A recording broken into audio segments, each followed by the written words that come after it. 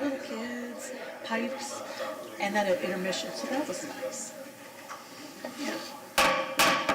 Good morning, everyone. We will call the October 31st, 2022 work session to order. We're going to start with a presentation, but I want to first of all offer congratulations on behalf of the council to Billy Patrick, who has taken over as our new HR director and gone from interim to permanent, and also Deputy Chief Wallach. Happy birthday, sir.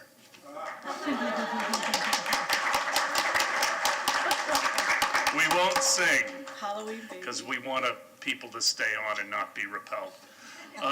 So we'll start out with a presentation. If I could have Deputy Chief Graham come forward for an after-action report on Hurricane Ian. Good morning. I apologize up front. Evidently, I can run emergency, but I can't shave this morning, so if I start bleeding, you know. A few weeks ago, obviously, when we were dealing with Hurricane Ian, the city went through immense measures to get ourselves ready. We went from removing all sorts of items that could be projectiles throughout the city. We shuttered buildings. We worked in shelters. We ran shelters. We worked with the county to push out messaging. And we actually even did evacuations. We shut down buildings. We staged resources. We put everything in place. And as a city, I think we were as ready as we humanly could possibly be. However, as we all know, nobody's fully ready for that type of destruction. And life as we know it, our city would have been totally changed. We did send resources because we were ready and we were fortunate enough not to get hit. However, our fortune was somebody else's misfortune, and they did get hit. So we were fortunate enough to send resources down there. Last week, or 2 weeks ago rather, we did an after-action Ian briefing with our whole EMCC, where our deployed teams actually came back with some lessons learned, what they saw, and what they experienced down there. And Mr. Jennings felt it was very important for them to be able to come up and give a brief presentation on what that was and what they saw and how we're going to bring it back to our city as well. So with that, I'd like to first introduce our Fire Prevention Inspector Walter Ramos and Nicholas Esposito. And we have, along with Fire, we have Parks and Rec and also PD. PD, those three units are going to give little presentations. But we also did have Clearwater Gas and Public Utilities who gave resources down there as well. And we're good. Okay. Morning, Mayor, and Council. Appreciate the opportunity to come up here and tell you what we did down south for the hurricane. This whole thing came about by the FEMA contacting FFMIA, which is the Florida Fire Marshals and Inspectors Association. And this was before the storm even hit. They wanted to create a task force of fire inspectors to go down and assess fire stations along the path of Hurricane Ian. And that's basically what we did. So the mission statement was to assess fire stations along the path of Hurricane Ian, and starting on the west coast, and then following it east and up south, or north, I'm sorry. So I'm Nick Esposito. This is Walter Ramos. He is also our K-9 accelerant handler for fire investigations. Okay. So our mission statement was to check for damage assessment of the overall structures of fire stations and EMS stations, check their operational status to make sure that they were still able to operate, get a good department contact, because this was, if their stations were damaged, this is who FEMA would contact in order to get their stations back operational again, and any equipment they might need in order to operate. This was all done by a photo and written documentation. This was all done on an app that FEMA put out, and it was all done real time. So every time we put a picture in for a station or did any kind of damage assessment, it went right into this app and went right to FEMA. So they were able to load this up on a dashboard and see where see how where the damages were located centrally, and also for the address and location of these stations. We got down there. We were given a list of stations and areas. Some stations were there, some weren't, and so we just updated all the addresses. Okay. So Implementation of the mission was two-person teams that were assigned to a general area of the county. We followed the path of the storm. The areas we hit were Collier, Lee, Charlotte, Sarasota, Manatee, Hillsborough, and even Fargus, Pinellas. So this is one of the station assessments. This is a Google picture that we got of Station 31, and it's right on Ernesto Boulevard in Fort Myers. It's about 300 yards, I guess, from the water, and it's located in mostly a residential area. This was after the storm. This is the front that you just saw here, and this is the inside. You see how high the water had to go to hit the rafters up in the office area. These vehicles were actually parked straight, and the amount of water just pushed the rescue into the fire, into the engine and against the wall. It was that much water, that much force. Why did they leave vehicles there? That's the question. There was nobody at these stations when we got there, and that's a question we had nobody there to answer at. It's beyond me why they would put a station, why they would leave equipment there, especially the trucks. So we all saw firsthand earlier in Naples what had happened when all the water came out there, what they did to their equipment. I have no idea why they would have left these vehicles sitting in here like that. And incidentally, about 2 miles down the road, I believe it's Station 32. Fully operational, no damage whatsoever. And you're talking 2 miles away from this area right here. And they're fully operational, no damage whatsoever. Where would we bring our vehicles from the beach to store them in the interim? During our evacuation Come process, to the mic, Jamal. during our evacuation, it's part of our protocol to move our units off the beach. So once it gets to a point where it's too dangerous, either winds or what have you, we immediately pull them off. So 44 and 46 is pulled to mainlands and set in stations that are out of the flood zones and stable, and the crews are located between the stations. And they have the capacity to put them indoors? Yes. Okay. And that may have been the case down there too. There was a lot going on there, and you had 24 hours ahead of time. Maybe they just sent the personnel to move them at this time. We really don't know. This is a video right outside the bay where we saw. How does this? Hit it? Okay. This is just a residential neighborhood. We can tell by looking on Google when I got that original picture. These were all homes. There must have been 100 homes in this area right here.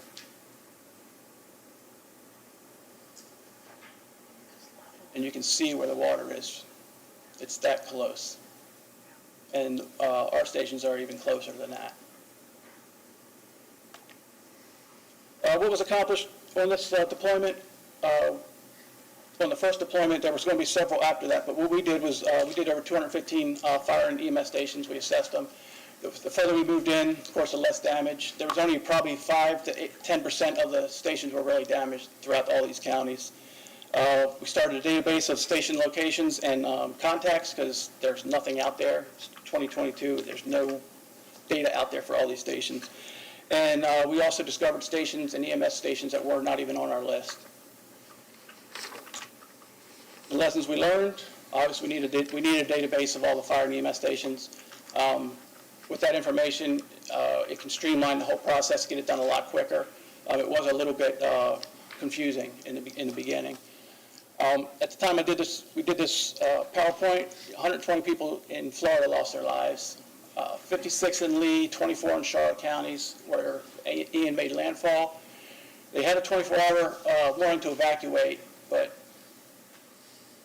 we need to follow, as well as where the storm is going, we need to follow where the cone is going also, the wind damage from all that. A lot of these lives could have been prevented from these people heeding the warning that we tell them to get off, evacuate, and leave.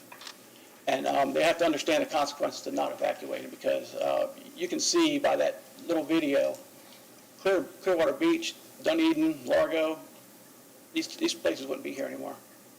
We were very lucky that it didn't hit us. And that's it. Questions? Yes, sir. Councilmember Albrecht. Yeah, I have just a comment. Several years ago, the Sheriff's Department initiated a evacuation pass for the out islands in Pinellas County, which I thought was a great idea because it gets people when they evacuate. We were evacuated 2 days in advance as a voluntary, well, let's see. Monday was a voluntary, and then Tuesday came in, it was everybody out. And hotels, everybody off the beach. And then if you wanted to get back on, you had to have the pass, which I would recommend that they initiate that to all the barrier, even down further to the south, because that worked really well on getting people in and out safely, and then not having a bunch of people coming in that weren't supposed to be there after the fact, so. And that's what we ran into, trying to get onto the beach, just miles long of cars.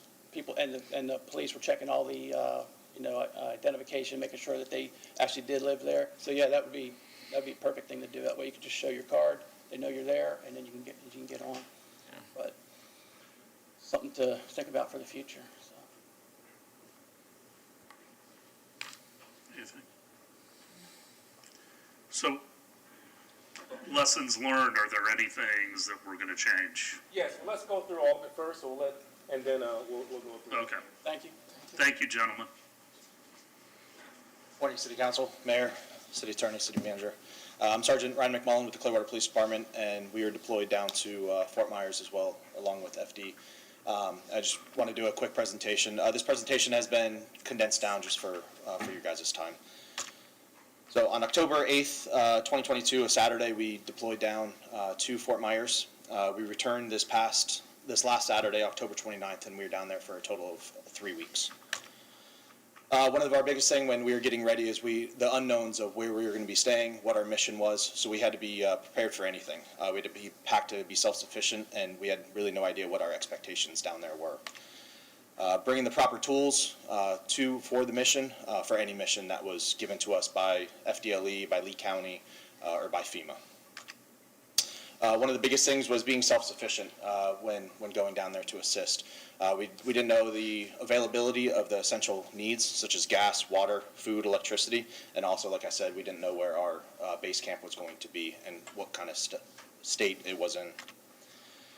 When we first got down to Fort Myers, we met with FDLE, which was the lead law enforcement agency for the Hurricane Ian relief. FDLE utilizes the ICS, which provides clear roles to everybody. They're the ones that gave us our mission and where our base camp was going to be. Our base camp was at the Lee County Civic Center, which was about, without traffic, 45 minutes from Fort Myers Beach. This base camp was controlled by deployed resources, it was equipped with portable showers, portable restrooms, self-service laundry facilities, and also a food hall. It was pretty amazing how they had it set up. It was almost like a little tent city. We were just a few law enforcement agencies there. There was also Red Cross and a bunch of different relief workers there. So it was a mix of civilians and sworn personnel. Our mission was to assist the Lee County Sheriff's Office with beach reentry. The primary focus was to implement a traffic plan getting back into the beach for relief workers, for residents, utility companies, and all other essential individuals. We were assigned a 12-hour shift from 5 in the morning to 5 at night, 7 days a week. This, as the pictures show, this is the beach entry point to Fort Myers Beach. You could think of Pier 60 and the roundabout. That's exactly where we were. So being down there, it really felt more at home, or it hit harder because it felt like it was Clearwater Beach down there. Like I said, our primary focus was traffic. It was hot, long days, 12-hour days, standing in the sun. So some immediate concerns were hydration, nourishment, just sun protection along those lines. I'm just going to go through a couple of the photos of the devastation. I will add, these pictures don't give it justice.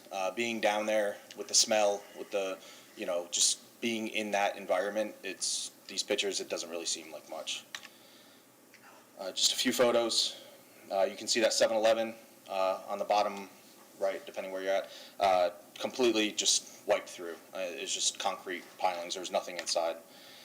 That's the beach. That's just north of their Pier 60, if you will.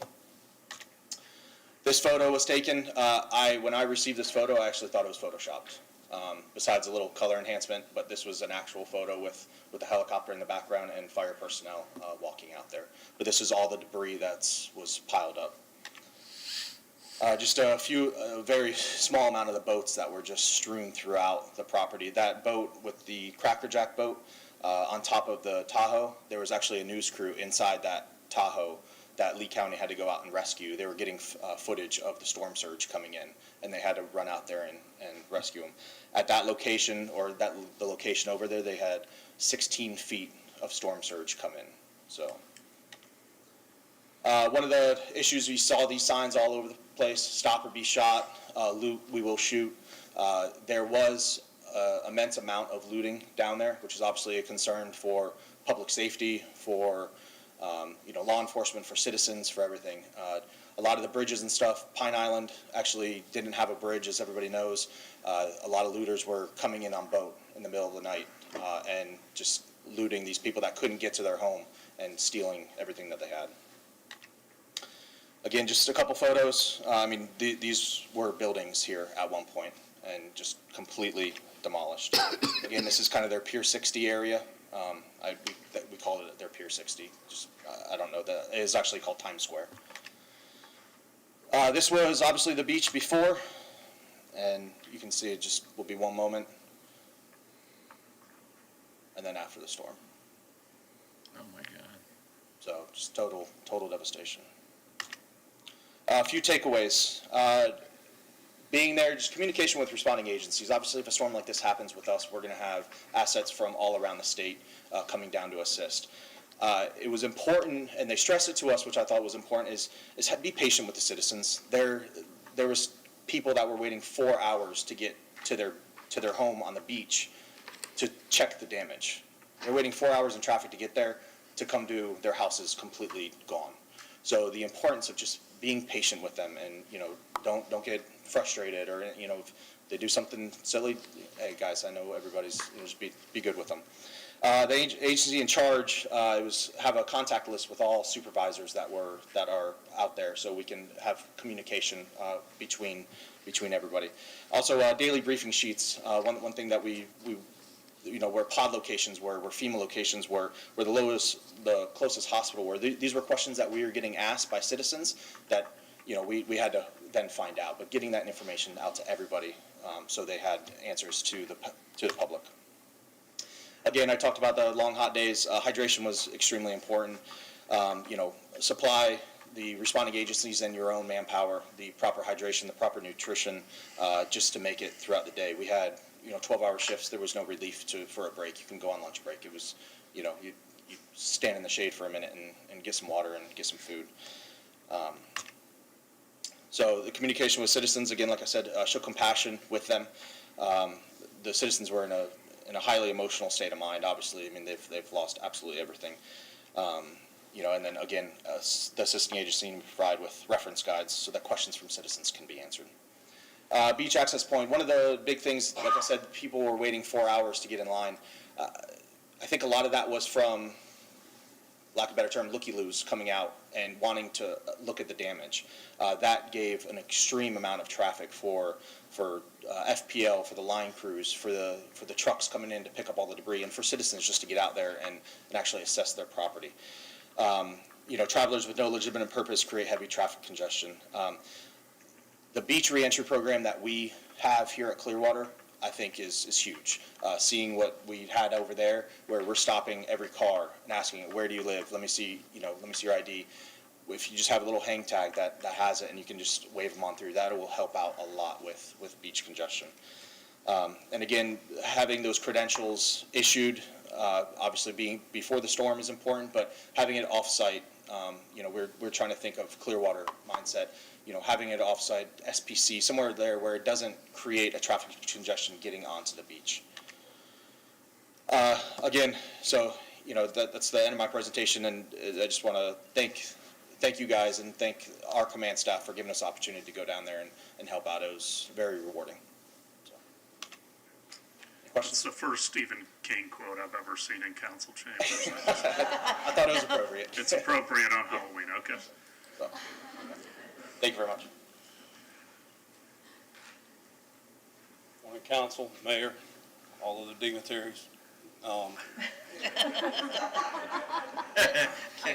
I first want to thank all of you for giving the trust and support into Parks and Rec to send one of our rapid response teams down to assist Charlotte County, because we have skills and abilities that are needed in a situation like this. The first two presentations have focused on the storm surge issues, whereas mine is going to focus on the inland portion with wind, tree damage, structural damage, things like that affected the parks for Charlotte County. We did not include any of the damaged houses or any of those things. We just focused on parks because it's going to help us prepare better in the future. We already have a great plan, but there's things obviously towards the end that I'll update everybody on that we're going to tweak to make our preparedness that much better. So first thing with the crew that went was amazing.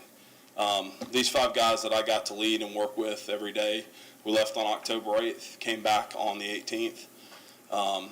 And their skills and abilities, I can't say enough about them. They're all great guys, and they're amazing workers, amazing employees, and they're just a pleasure to work with.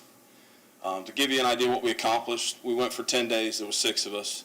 We put 22 parks back into service. We removed 300 plus hazardous trees that were in some sort of some sort of failure, either completely on the ground, in the process of failing on a building, structure, things like that. There was 200 plus trees that we pruned the hazardous limbs out of, that the tree could still be a viable tree. We restored 12 playgrounds to service. We did have to down one playground completely, but other ones we were able to remove portions of to make it a playground able to be used by children. And then we moved approximately 16,133 cubic yards of debris, because it was scattered throughout the whole park, and we wanted to condense it in places that allowed the parks to be usable. So we figure out, okay, we can shut down some of these parking spaces, use this right away, use this green space to allow the debris contractors to come in and remove it, but also allow the park to be utilized to its fullest capability. Where we stayed at Centennial Park, which was essentially a large soccer field, and there was a CERT camp built. In the pictures you'll see there's semi-trailers, a mess hall. Each semi-trailer had bunks, 3 high on each side, 24 people per semi. And they were actually refrigeration trailers, so they were pretty cool at night, so you didn't have to worry about sweating. But that was basically where our base camp was. And it was really great accommodations. These are some of the pictures from the Charlotte County parks. It's a very similar park system to ours. They have 39 total parks. They've got a park very similar to Moxon Lake. They've got playgrounds, they've got waterfront parks, boat ramps, things like that. So it's very similar to our park system. One of the biggest things for me is safety. I've been doing storms off and on for 18 years before I worked at the city, and since being at the city. And if you're not safe and you're not trained well, that's when injuries happen. We had no injuries in our entire trip, which I pride myself in the fact that we train our employees and give them the skills, abilities, and equipment they need to be successful. We removed some huge trees. It's kind of hard to tell. The tree on the bottom, if you're facing it left, that's a 48-inch bar chainsaw that we're having to cut that tree with. And that was actually at their boat ramp. That had failed away from their playground, fortunately, rather on the playground. So that playground, it was simply remove the tree and they would be able to go back to safe play, but we did have some that the trees fell on the playgrounds. We pruned a lot of hazardous trees. There's a lot more that were out of the play area in the woods and places that they'll have to come back, but we identified them so they can have their private contractors. You'd have to literally climb over storm debris to go play in the woods to have an issue. Eventually they'll get to those, but those were not what we were sent there to do. We were sent there to make the public open spaces safe. Playground shade structures. We have a procedure here in Clearwater. We remove all of them, typically 3 or 4 days before the storm. They did not. And speaking with them, they said, well, we weren't supposed to get this storm, so we didn't take them down. And we probably took $1.2 to $1.5 million worth of shade structures, playground equipment, and bleachers, and turned it into $500-600 worth of scrap metal, because we had to cut them up. We had to get them off the playgrounds. We had to make these safe because they were broken. If the shade sails had been off, the structures would have been fine, but because the sails were on, it allowed it to whip around in the wind, and it just broke them. And there was dangling pieces of metal over playgrounds, cables hanging down. So all that was removed. We were able to use our bucket truck and cut saws and make them safe. But it was a shame the amount of money. That bottom left picture, those were bleachers and shade structures from a Little League field. that it had just been ripped, and that 5-tier bleacher, one set had actually been flipped in the air onto home plate, and it never touched the 10-foot fence. The fence was still intact, but the wind it takes to flip a 5-tier bleacher onto a baseball field to home plate is pretty immense. Another thing people don't think about when you're restoring parks and public spaces is the ADA surfacing. One of the things we did, we took backpack blowers. We found out we were going to need something more than that. So actually, when we got resupplied, they brought us our stand-on hurricane blower, which allowed us to blow that heavier debris off the trails, walkways, parking lots. Because if you open a park but you don't open it to everybody, that's not what we wanted to do. We wanted everybody to be able to go to utilize those parks because the schools were closed, so those kids had nowhere to go. So every time we opened a park, we had a lot of people come up and say, thank you, we really appreciate that. I got somewhere my kids can go play safely. Because they can't play in the yards because they're full of debris piled up waiting for the debris contractor. Takeaways. This was our storm, and like Javon said, fortunately for us, it was unfortunate for them. A cold front pushed it south of us. But if this had come here, I estimate just anywhere from 60 to 95% of canopy loss in Charlotte County, which their canopy is different than ours. They have a lot heavier concentration of palms and pines, where we have huge sprawling live oaks. Their huge sprawling live oaks didn't do well either. But because there were less of them, it was a little easier for them to get their roads open. Whereas here, we'd have a tougher time if you see these canopy-lined streets. Picture 80% of those trees down in some capacity. That's 8 out of every 10 trees. So as you ride, just one way to kind of think about it, that could have been us. Just think every 8 out of 10 trees on average would be down. There's other things we're going to do, work with cross-training with Public Works and other departments. Anything that parks can do to help the city be more prepared, we'll do it. And a lot of the takeaways, we're just kind of still going back through and figuring out ways to make our plan better for the citizens, because that's what we're all here for. So thank you again for letting us represent the city of Clearwater. Thank you. Thank you. All right. As a city, we do extremely well in preparing, I believe. This is the first time in the past 5 years we've done a full activation, which as you came when you saw the EOC, it was a bustle of activity because of the need and the expectation of what we were about to see and about to get. One thing we did very well is we didn't focus on that thin line. Even at one point we were expected to be ground zero. We were in that cone the entire time. So for a week out, 5 days out, we prepared as if we were getting that high-level event the entire time, which made us a little more prepared. They spoke about the shade structures being down. That is part of our protocol. A lot of things they didn't do, we do as a normal basis and as a regular basis because we know how important it is to protect the community and protect our infrastructure. Backing up our data centers, all this other stuff is part of our normal process. Stuff we did take away and stuff we do need to do is mark our infrastructure a little better.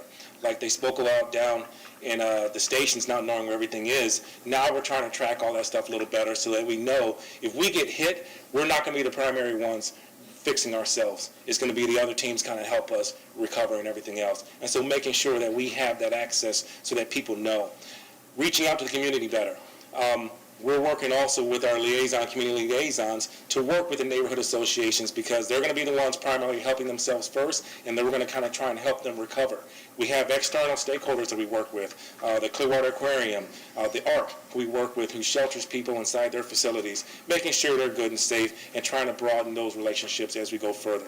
And one thing we do want to make sure we push out to the community, as this is televised as well, heed the warnings. We did levels A through C evacuations. That was over 30 to 40,000 people that had the potential to evacuate for the shelters. Only 5,000 people went in Pinellas County shelters. Now that's not to say that they didn't evacuate, but the shelters as a last resort, let's make sure that they do evacuate and heed the warnings. And you don't have to go miles, hundreds of miles. You don't have to go to another state. We were 2 hours away from the devastation that they face. So short evacuations is better sometimes than going long term. Having that whole shelter, having a plan, knowing evacuation zones, and being prepared pre-season as opposed to a few days out. So with that, if there's any questions, I'd be more than willing to answer them. So first of all, Mr. Jennings, I mean, is there a way that we're recognizing all the employees that went down Absolutely. We are working, frankly, every single person that went to support our neighbors, they'll be receiving the team award, and there will be other things as we move forward. And I just want to simply say, it is truly my honor to be able to work with these ladies and gentlemen who went and helped our neighbors during the worst moments of their lives. And I also just want to single out Javon. You have to have a captain. You have to have somebody who's going to organize everything. And I have never seen anything quite like the job that Javon did during our preparations. He reached out personally to the aquarium. I got a really nice letter from the aquarium thanking, recognizing Javon. And then, the fire chief, the entire fire department, the police department, you mentioned utilities. We sent generators to help. Parks and Recreation, and the gas company. So, I mean, was all hands on deck, and I couldn't be prouder. Did anything fare well down there? It was sporadic how it hit, and what's going to happen long term is the environmental impacts as well. Because some of the stuff that's not affected now, and Matt didn't even mention how the trees were soaked with fuel, how the lakes are having dead fish. They're dealing with red tide down there now. They're dealing with bacteria down there now. So even right now, those who weren't necessarily hit with some of the wind or the surge, the after effect is going to be such long term. So, but it was sporadic in the different areas. Some, just like in everything, you have one house, but then a whole community is torn away. So they were hit with a 60-mile. The eye was 60 miles wide. That's a 60-mile tornado, and it sat on them for a period of time, so it was total destruction for them. What is the elevation of the new station in Sand Key? That I'm not 100%.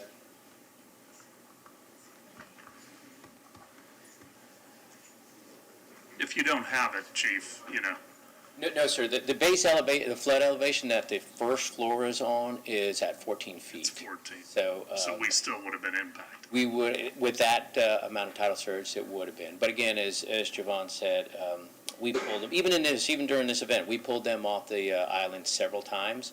And as it sort of looked like it wasn't going to be bad, we pushed them back. So again, we had the coverage. And then as soon as we pulled the trigger again, get them off the island again.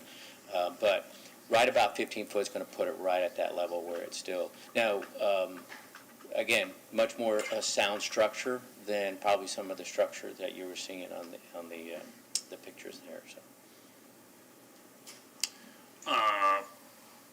So in the future, would we put dynamic message boards up prior to the bridge to tell non-residents they're not welcome? So to take care of some of those traffic issues? We do, and we do try and work. Joelle works very well with the county's communication team, because one thing we want to make sure we don't do is give mixed messaging.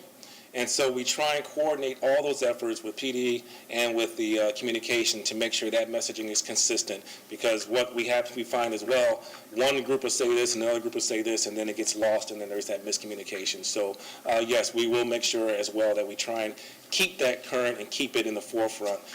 And like we did with this time, we shut the bridges down at one point, and then we ended up reopening when the threat moved past us a little ways. So we make sure we keep that dynamic movement. So this one's for Mr. Halios. Do we anchor bleachers, and is there ways to make those less of a sale? Or do you just deal with the damage?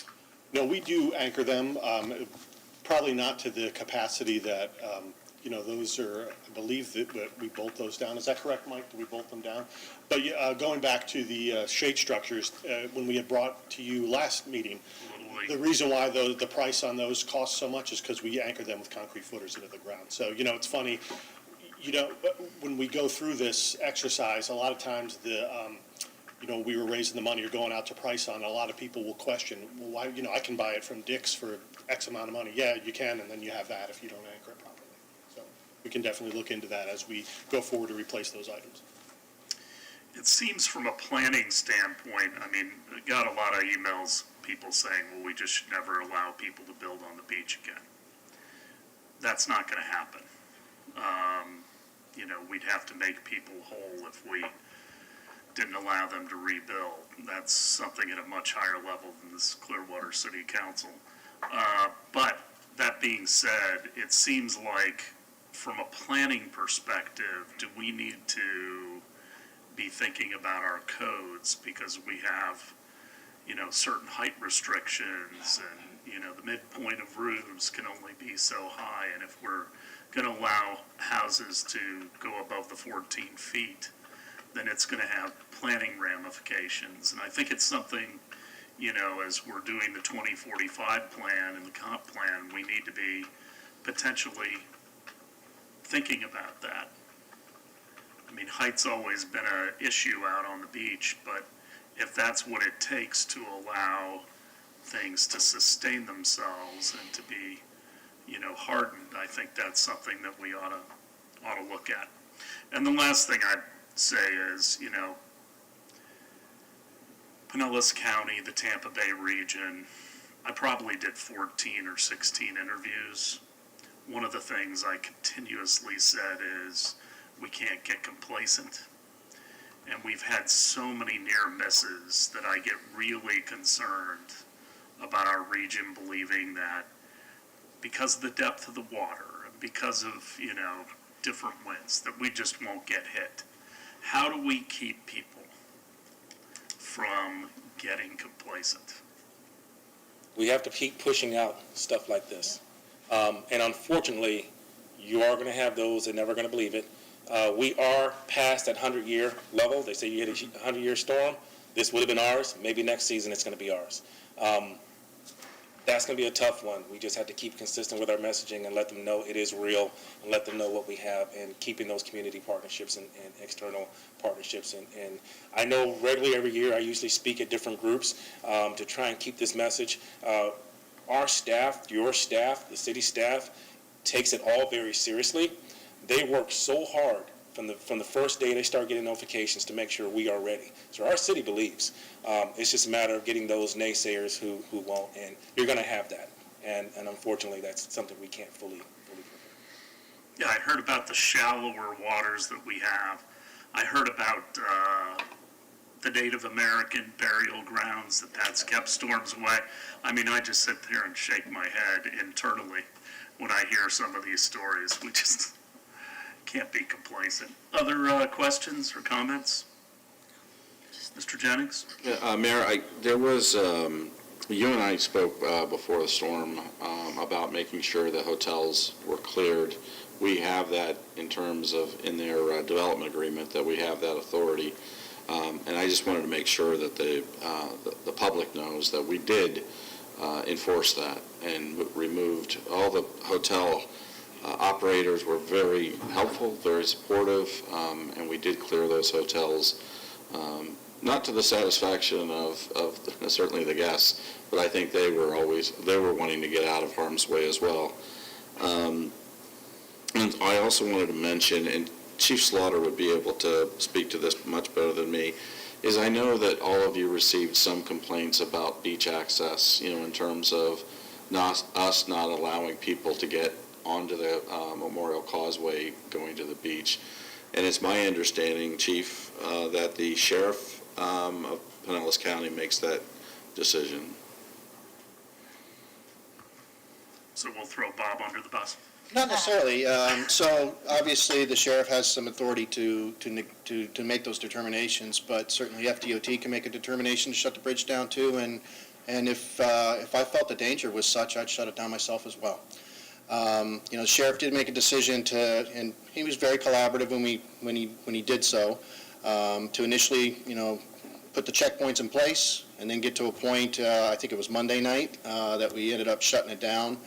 He did make a choice to reopen it the next day, and we did the same thing. But then later, once the bands of the storm started coming, the winds got such that our personnel out there were dealing with the bands of the winds. And the light masts on Memorial Causeway have never been very resilient for me. We've lost several of those getting knocked over, and so we did make a decision as the kind of the peak time of when the winds were the worst to shut down our particular bridge, not the rest of the counties.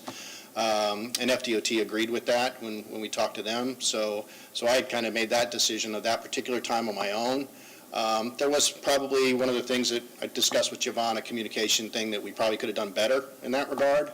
and kind of communicated that probably in a little different. I think we got to make sure that we're comfortable pushing out our own communication and not trying to, we all want to collaborate with the county, have a uniform message, but there's going to be unique times we need to push out unique messaging just for us. I think that was something that's on me. I talked to a citizen via email about it and understand the disruption it caused to them, but so we're always learning from it. Are all the entities using specific criteria, though? I thought it was 45 miles per hour. Once the winds get above that, we're not sending out rescue.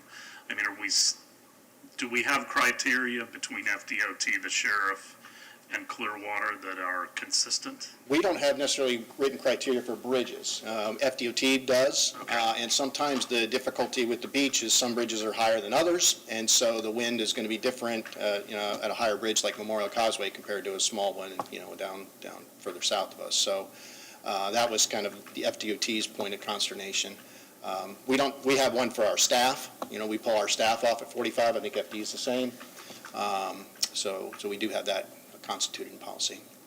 One other thing, Siobhan, and it probably is not yours, but it's something I asked the city manager about. When you look at the Sanibel Causeway, how the pavement was undermined. And it's something I hope we talk to FDOT about, if there is a way to, make that better.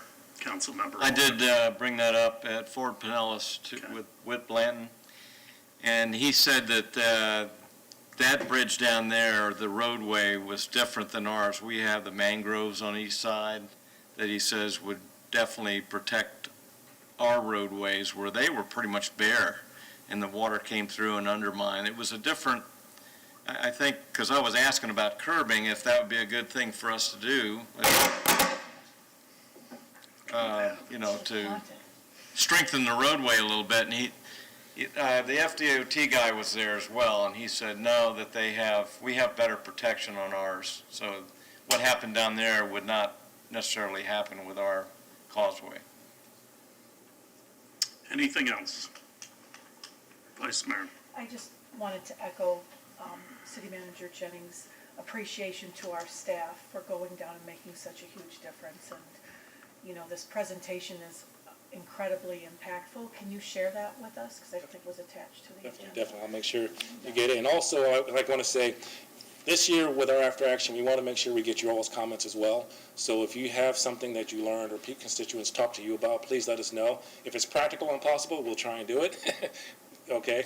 But let's just make sure, we'll try and capture it and see what we can do. That way, everybody's on the kind of same page and we can work together. So, Great. Thank you. 3.1.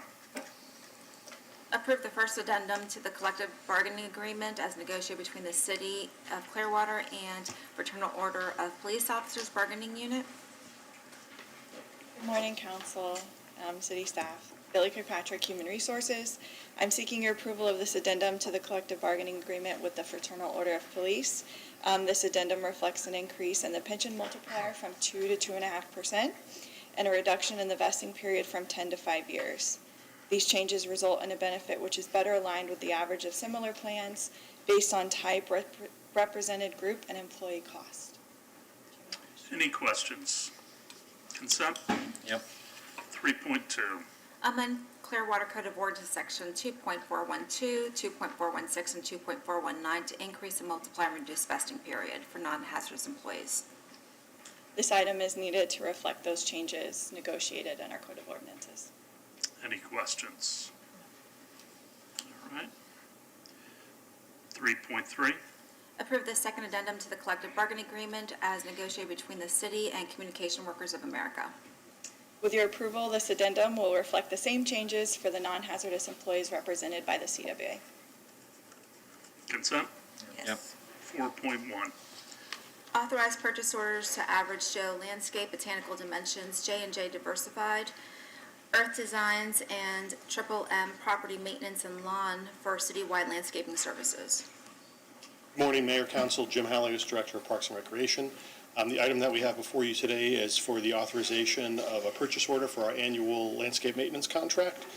We had 6 respondents for the invitation to bid, and we awarded out to 5 of the respondents for a total annual contract in the amount of $876,000 with 2 one-year renewals, and I'd be happy to answer any questions.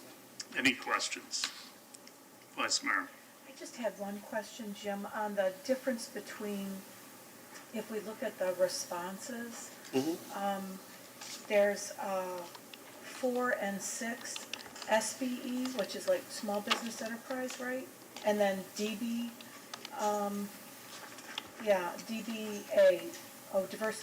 what is DBA? Doing business as should be, Oh, is that what that is? I didn't know if it was some kind of an doing business as, diversified, okay. Okay, that's all. Thanks. So the use of different vendors, is that because they don't have the scalability and also to diversify so we're not overly dependent? exactly, you hit it on the head, Mayor. We've actually had a couple where, based on past performance, they bid on more. I want to believe it's, which one was it here looking? Botanical Divisions, they came in and bid on a few sites, but based on the capacity and kind of past performance of us working with them, we went ahead and awarded them 2 sites. So it's primarily, capacity issues, and like you said, if, God forbid something happens like a COVID or something like that, and someone gets a large portion of their team out sick for a while, then, we're going to have issues if we're reliant on one vendor throughout the whole city. Okay. Consent? I have, sorry, I have one other question. I looked on the legislative text. So when you have zones 7 and 9 will be managed by Parks and Rec Department, and zone 8 by Public Utilities Department. Properties managed by Public Works will include rights-of-way. So I had a question about what is managed by, and then when you talked about, well, go ahead with the managed by.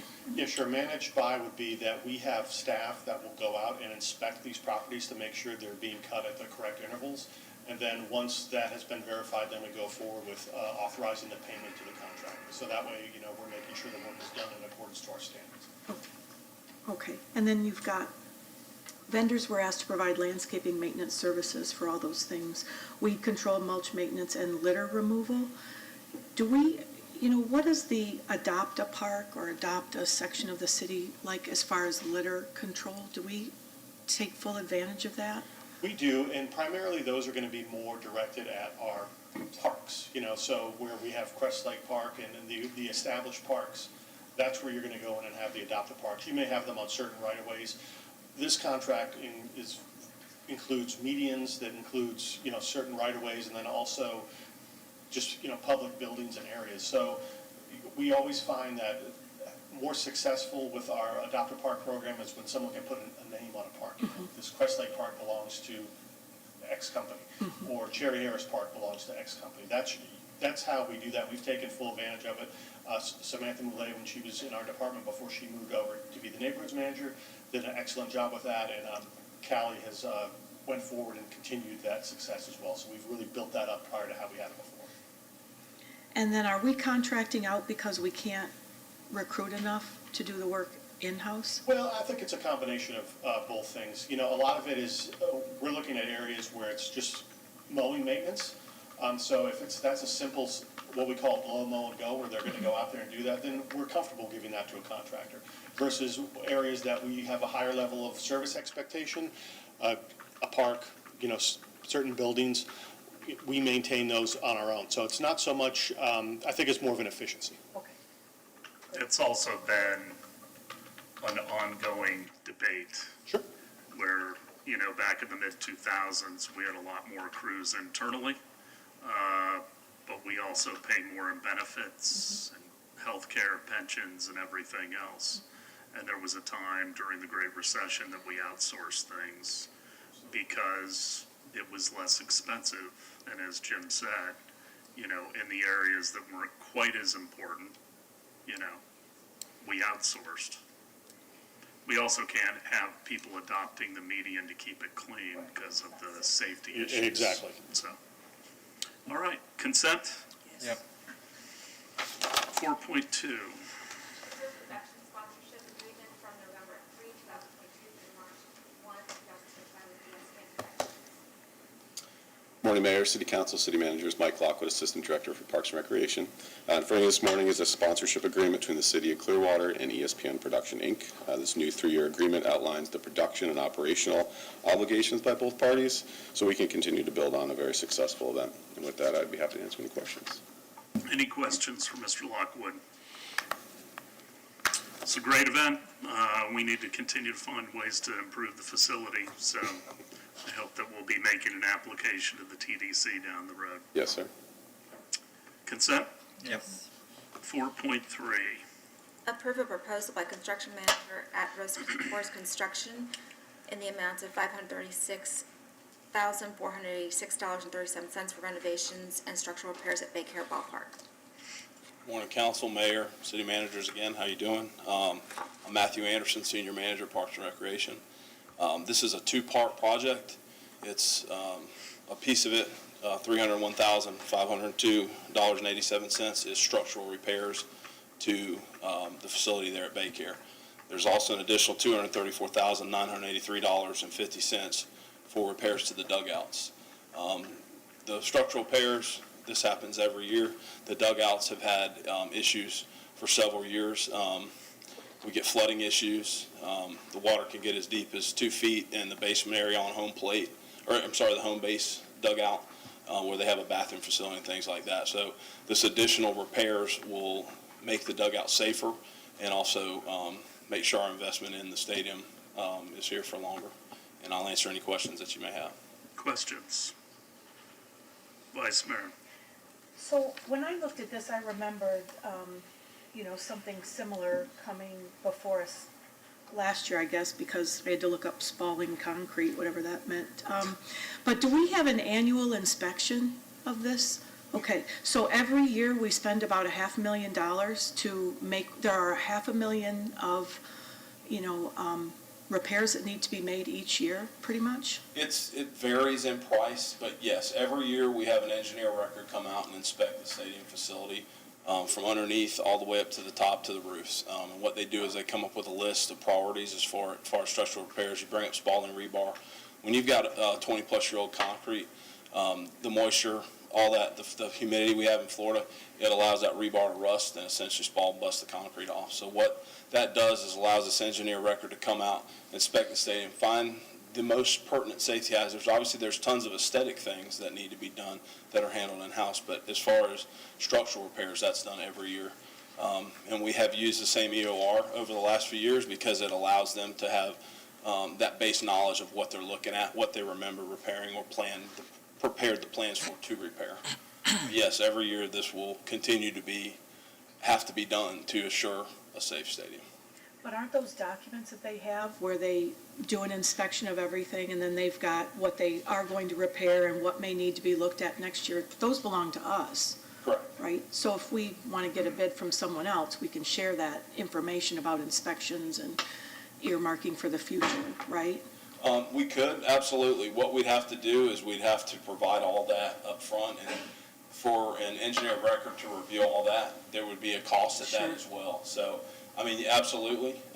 That's certainly something that I can discuss with Jim if you feel like we need to. No, I mean, but it is our information. Absolutely, no, we own that. It goes up and is put into Laserfish and up in the cloud. Engineering takes those as-built of what is done, and we save all that information. Okay. And then I had a note about the flooding. I just asked, Yes. is the flooding just this year? Has it been an ongoing problem? But apparently this year is the year to spend money to make it better. It is. It's been an ongoing problem. One of the things that's also being done separately, there's some drainage being put on the field, which will help with this. But one of the issues we've got is the dugouts are below grade. So when you get rain, and obviously baseball fields, you have to cover them to keep it a playable surface. So when you cover a field, you get heavier sheet flow from the water. And with the dugouts being below grade, you get that exacerbated. But then because there's a basement bathroom that's even further below grade, that water in heavy storm events runs down and makes a lake. So what we're doing is we're taking out the sumps that were originally spec'd because they're not efficient enough.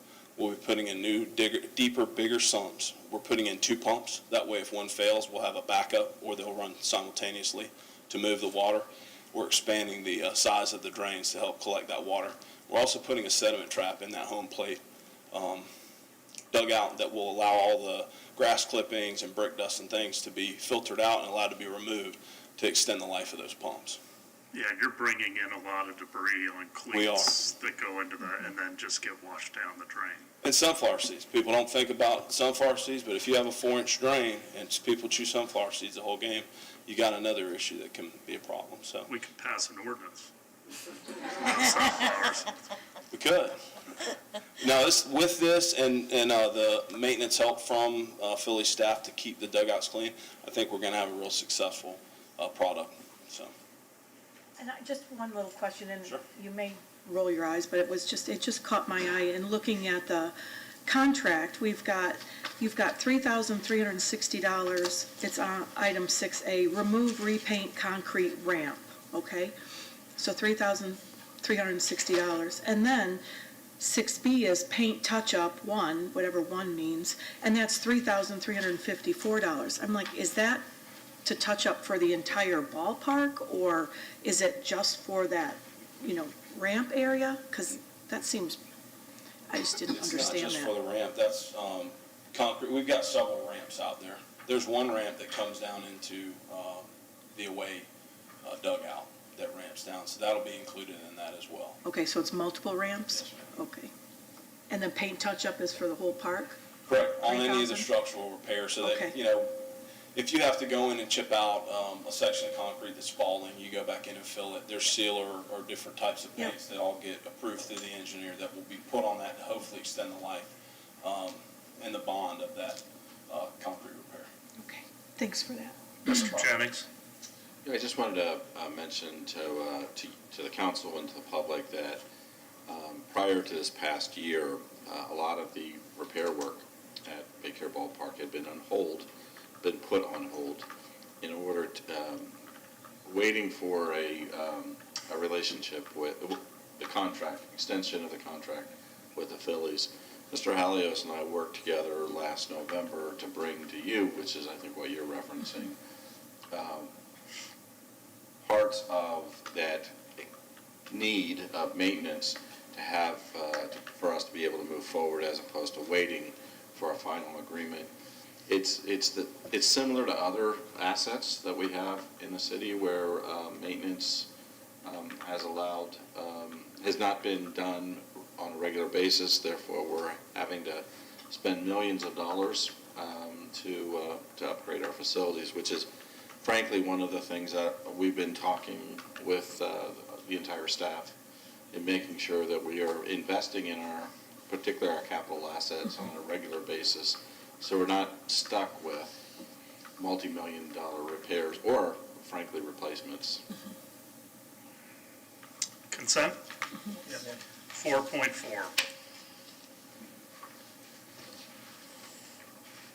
Approve a purchase order to American Mulch and Soil for mechanically blown-in mulch services.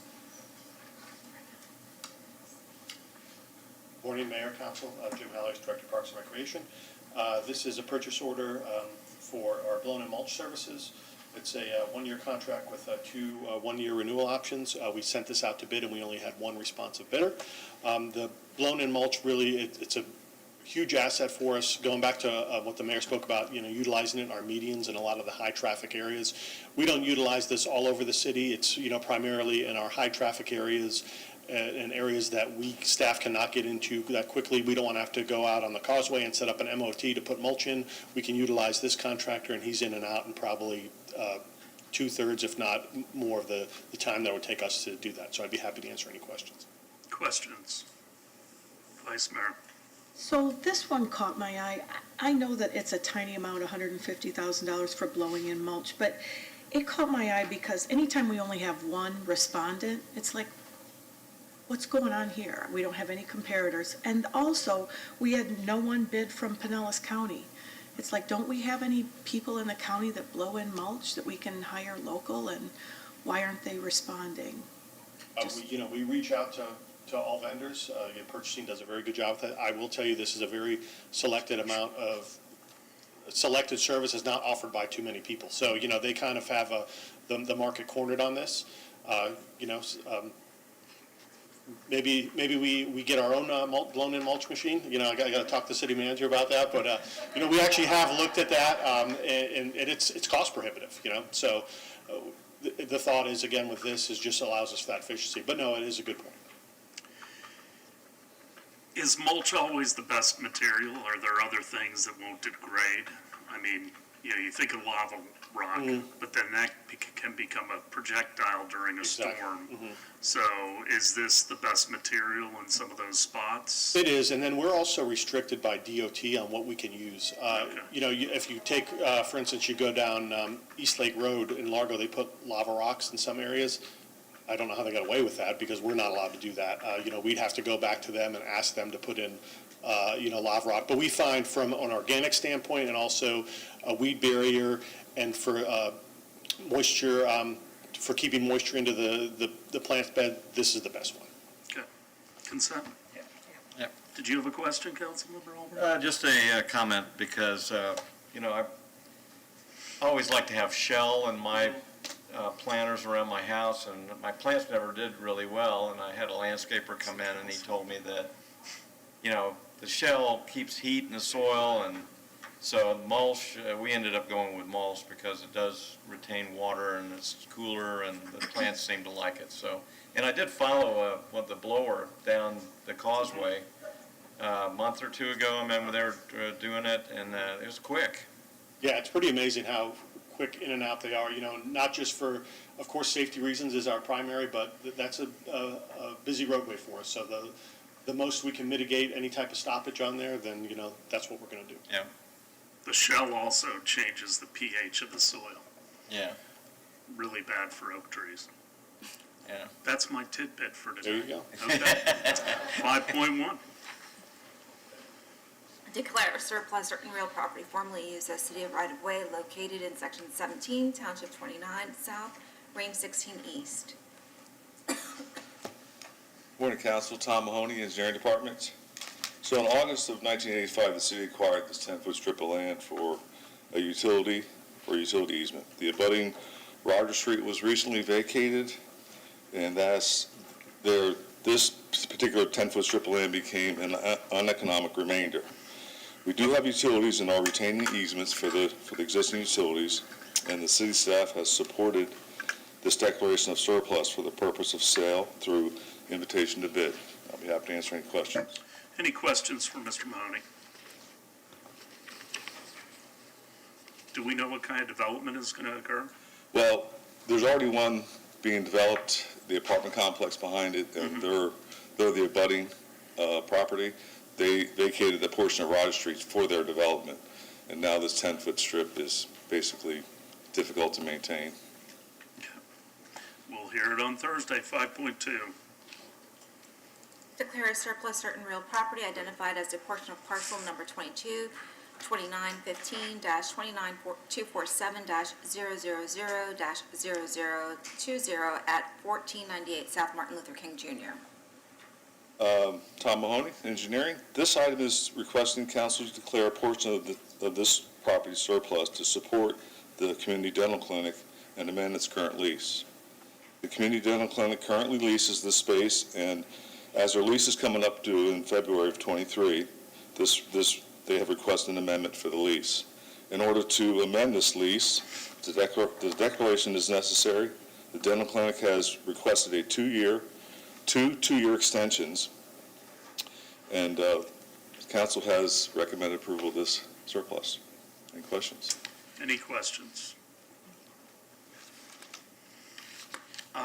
I know it's not us directly, but obviously the dental clinic, Mr. Jennings, provides a great service. I was at the ribbon cutting for the new Nova Southeastern. They're going to be also offering pro bono dental services, and I hope we can help coordinate between the two organizations. I think transportation may be one of the issues, getting folks out there.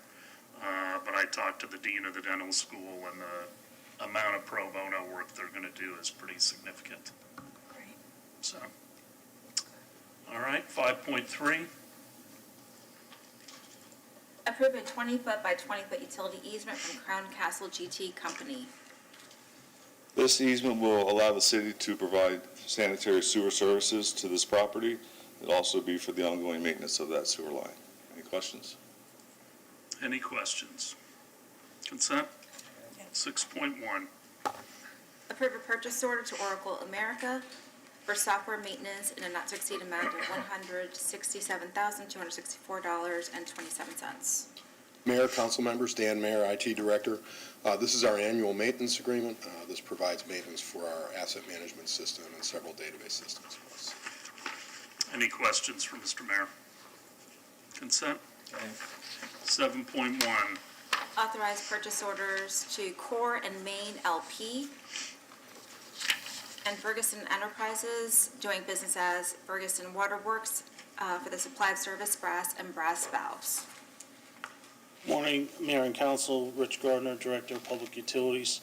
The item before you today is for the award of purchase orders for brass fittings and valves. The fittings and valves are used in the water distribution system for new connections and repairs. Purchase orders are being awarded to Core and Main LP of St. Louis, Fortiline Inc. of Dallas, and Ferguson Waterworks of Tampa, based upon their being the most responsive and responsible low bidders for the fittings that they're supplying. These are one-year contracts from November 4th, 2022 to November 3rd, 2023, with the option for 2 one-year renewals in a not-to-exceed amount of $200,000.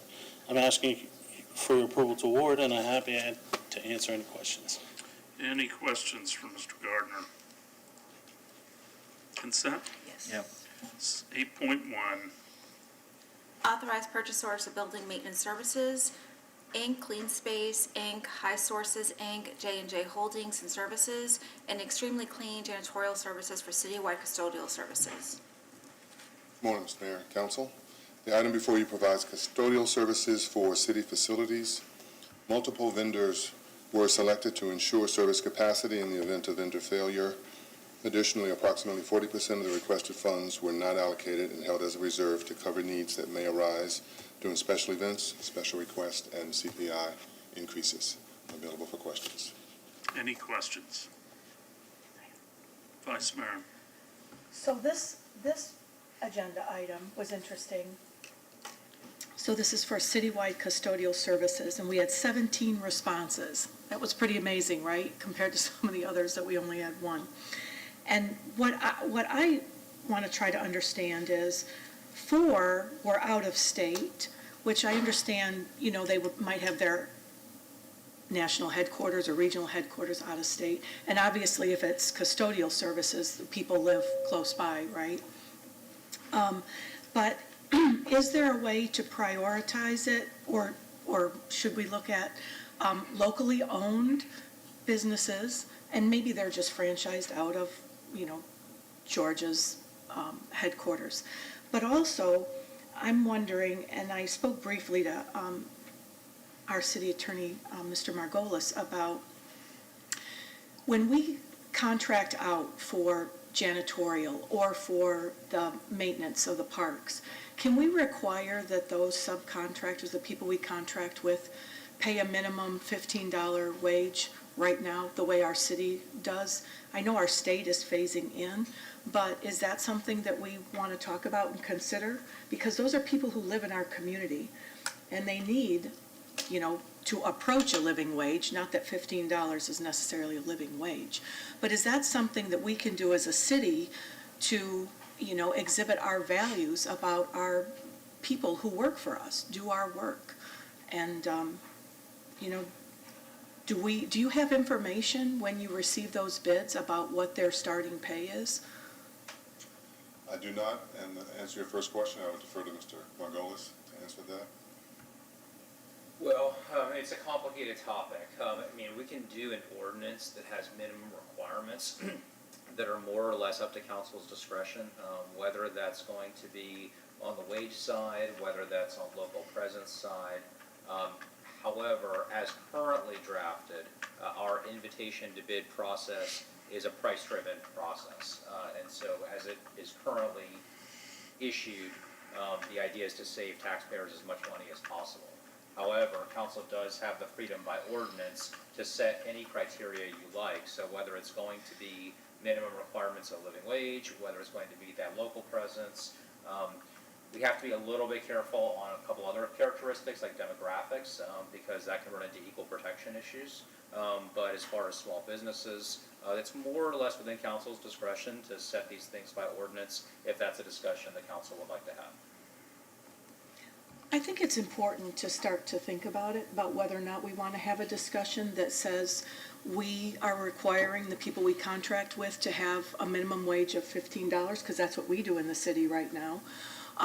And, you know, perhaps to give some weighting to a local presence. We could go as far as to say we want to contract with businesses that have diversity, equity, and inclusion policy as part of their operation. I mean, are those some of the things that we can put in an ordinance? Because they're not discriminatory. And I think what they do is reflect our values here. And so, yes, we might want to contract out for mulch blowing or, custodial or maintenance contracts because it saves us money. And hopefully it'll save us money while still allowing those workers to have a respectable wage, because those are our residents. Those are people that live here. And I think we need to be looking out for them. And if we have that kind of power to put in our contracts that we negotiate, our values, I think it's important to think about that. Well, we're not going to make that decision here today. No.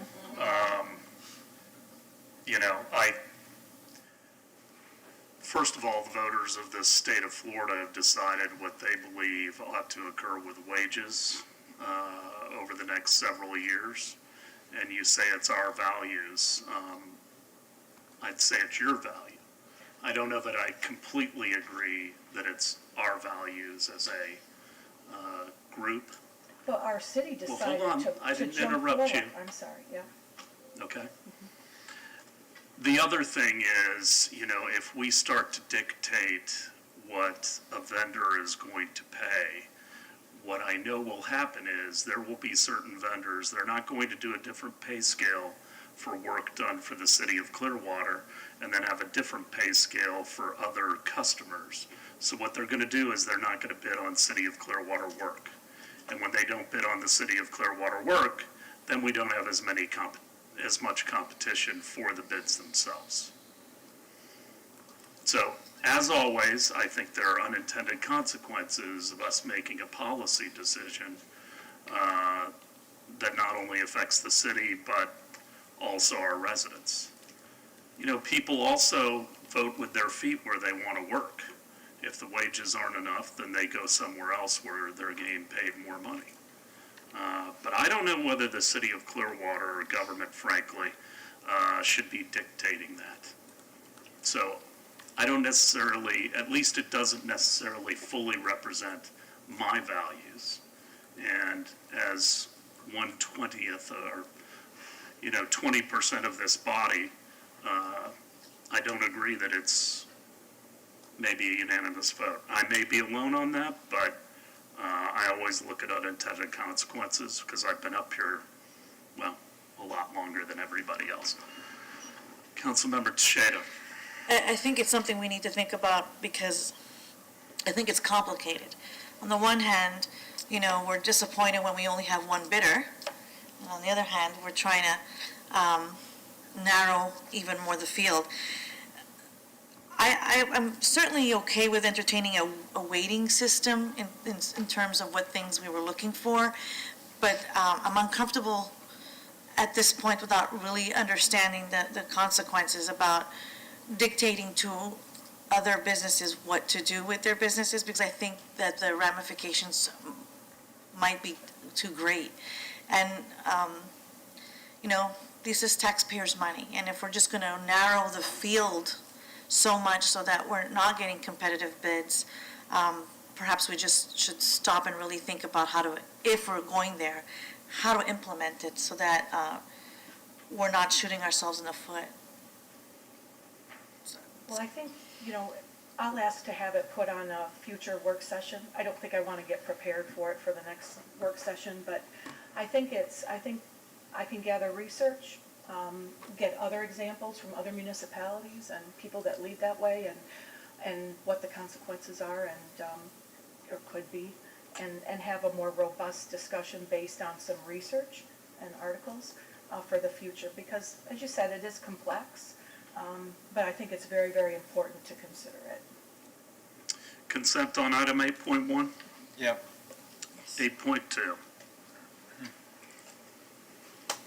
Authorize the purchase order to Florida Kenworth for the purchase of a 2023 Kenworth T380 with Peterson TL3 grapple loader.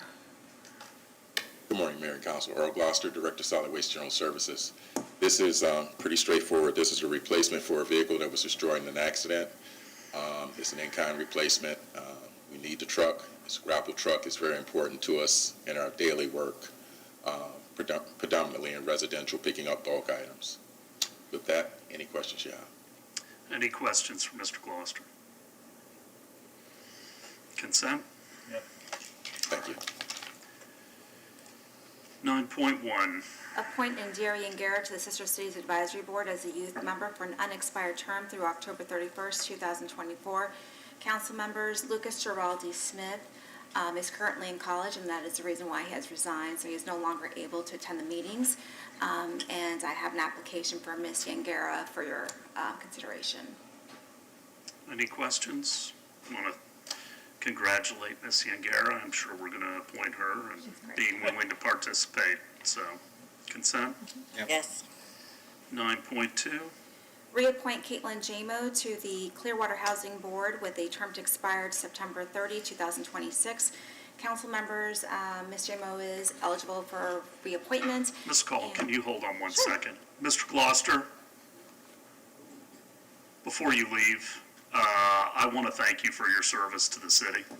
Mr. Gloucester is going to be retiring, and I'm assuming this is your last work session. What's the date? Yes, sir. This is the last one. 11/10 is my day. So I want to thank you, congratulate you, and wish you the best of luck on whatever your next adventure is in retirement. Thank you so much. It's been an honor, pleasure.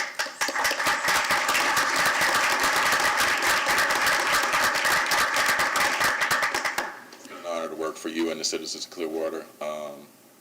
Can't tell you how great it's been to be able to lead the Solid Waste General Services Department. Great group of people, confident in the people that I'm leaving behind, that they will continue the level of service that you've come to expect and take it forward into the future. But thank you so much for the opportunity. Yes, sir. Thank you. Sorry, Ms. Call. That's all right. Council members, this is one appointment in which the mayor actually appoints, and then the appointment is confirmed by you. Ms. Jamo is interested in continuing serving on the board. And I heard from Jacqueline Rivera, along with her fellow board members, what an important component she is to the board. So I think she definitely is worthy of being reappointed. Good. Consent? Yep. Yes. 9.3. Amend City Council Policies 13, 15, 19, 311, 512, 513, and delete 17, 18, 37, 52, 53, 55, 56, 58, 59, 511, 514, 611, 62, 64, 65, 66, 67, 68, 81, and 82. Council members, staff, after John Jennings and Mr. Margolis have joined staff, we have reviewed those council policies, and based on their feedback, we are recommending that certain policies be deleted.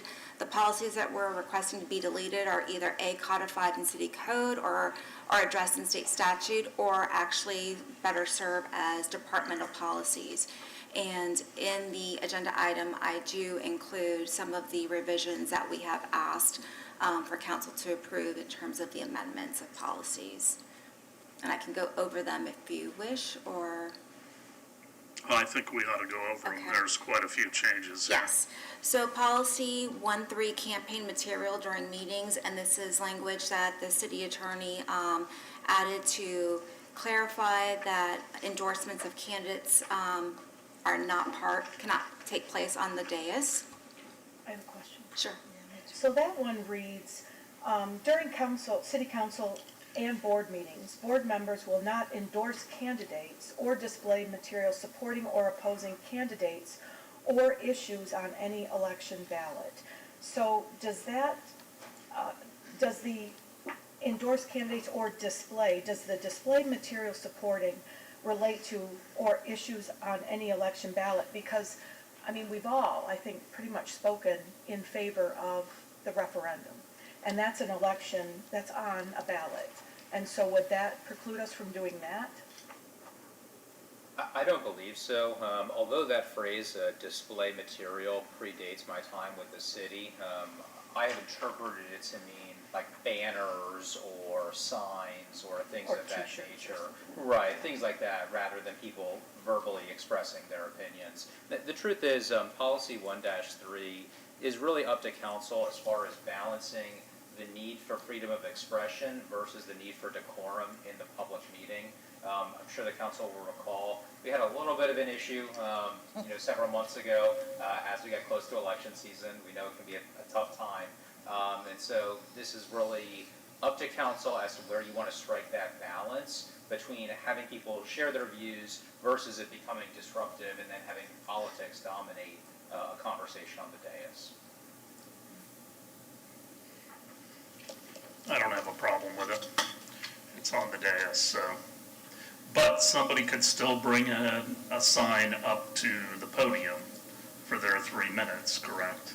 It does not restrict citizens. Policy 1-3 is really... On the other policy, though, because I've had questions about that already.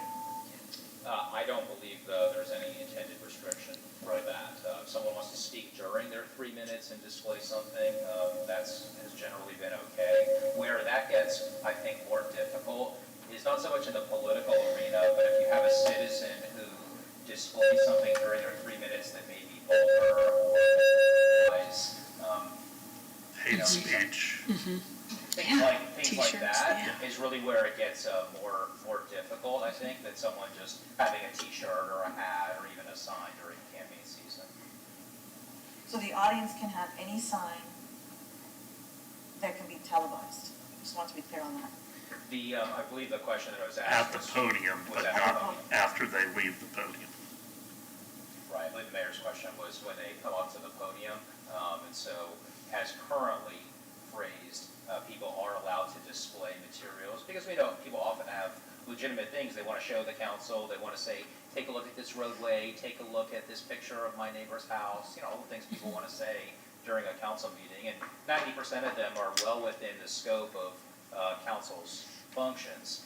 It only becomes disruptive either when someone wants to use their platform, for political purposes, which they can during their 3 minutes, or to Councilmember Teixeira's point, when we have people who are not at the podium, who still want to effectively undermine or infringe someone who's at the podium by continuing to make their speech known in some way, whether that's by displays or otherwise. I have a question. Yes, Councilmember Albrecht. So, in the past, when we were over in the old City Hall, and maybe this is a question for the mayor, because you've had more experience with this. Has there been people in the audience that have been bringing signs in, like, during the election time? I can't remember that as much as I see it happening here, especially in the last election, where somebody would come in with a sign and post themselves, like, right in back of where the camera is for the whole, meeting, which I think is unfair. Has that happened before? Back in the early 2000s, we had that, and Pam said you could not bring those materials into chambers. Into the chamber, and that was, but we still don't have that. That was just something she had for that particular time? Mm-hmm. That was her interpretation. Oh, I see. Of what? You what could not bring in signs, because that's back when we had a bunch of people running again. And then it kind of got, where we had people that didn't run opposed, or we had 2 people races, and that kind of died down for a while.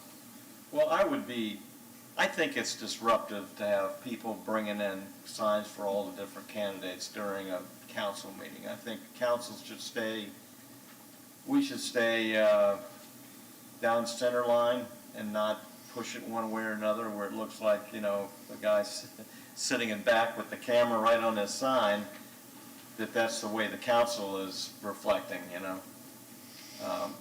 Could we have that in the council room itself to have a thing, no campaign signs, or would that, If council would like me to draft a rule that encompasses that, I can, but it has to be very carefully drafted. We have to ensure a couple things. Number one, as the mayor often points out, there can be unintended consequences. Yeah. And so it has to be drafted very carefully to ensure it's not overbroad and that we don't accidentally prohibit people from wearing things or having things that may be within the boundaries of the Constitution. So the breadth is an issue. And second is going to be the neutrality of it to make sure that we don't have certain groups that end up feeling discriminated against or feel like their views are being suppressed in some way. So if council would like me to come up with a rule that complies with the Constitution, I believe I can. Council meetings are, for constitutional purposes, called a limited public forum, meaning that members of the public have the opportunity to come in and have their voices heard, but it does not receive the same level of protection as, say, being on a public sidewalk, by way of example. And the reason for that is because at a council meeting, there's a balance that the courts have had to draw between encouraging citizens to make their views known and to petition their government for redress of grievances versus this council's need to actually have decorum and actually have an orderly meeting. And as we all know, these things can become extremely disruptive. So if council would like me to draft a rule to that effect, I can do so. well, I just think, you know, and I've been looking at a lot of things for the upcoming campaign, or the upcoming election in a couple of weeks, and people just don't have the decorum that they used to have 10 years ago. I mean, they cheer and clap, and I mean, you're trying to listen to what's a debate, let's say, and, you know, I don't know why they even have people in the room. You know, it's very distracting. And, you know, I can remember before, when you come in here, there is a special decorum in this room that we don't really want to have that interfering with our meetings. So, I don't know. Mayor, is that something that we should talk I about? would support if the city attorney believes that he can craft something that doesn't violate First Amendment, then I would be comfortable with that. I don't know how you all feel. Yes, I as well. I've seen some meetings where there are people sitting on the aisle and the signs keep moving, and so it's even distracting to the citizen who's communicating at the podium with those signs. So, you know, if social decorum is out the door, then let's control it when we can. So I'm in full support of that. I never had any problems with any signs, but I'll be happy to go along with that. Yeah, let's see what you draft. I think, yes, because people can wear their message on a shirt, but having a physical thing that moves around, and it can be distracting. I mean, yeah, I think it should be considered, sure.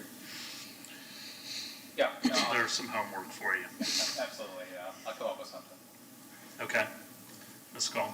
Policy 15, input from advisory boards. This policy is being amended to reflect the discussion that was held in February.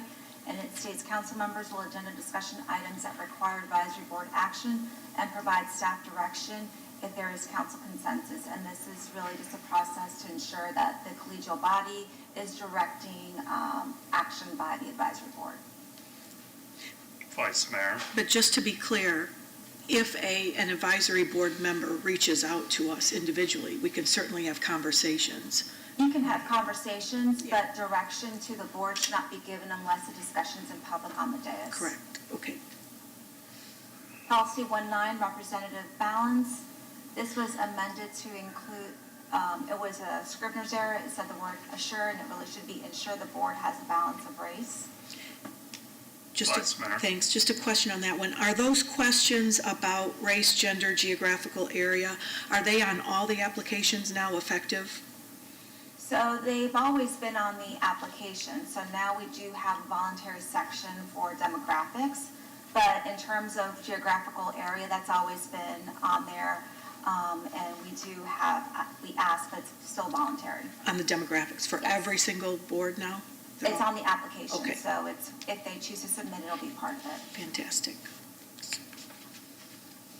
Policy 3.1, staff projects.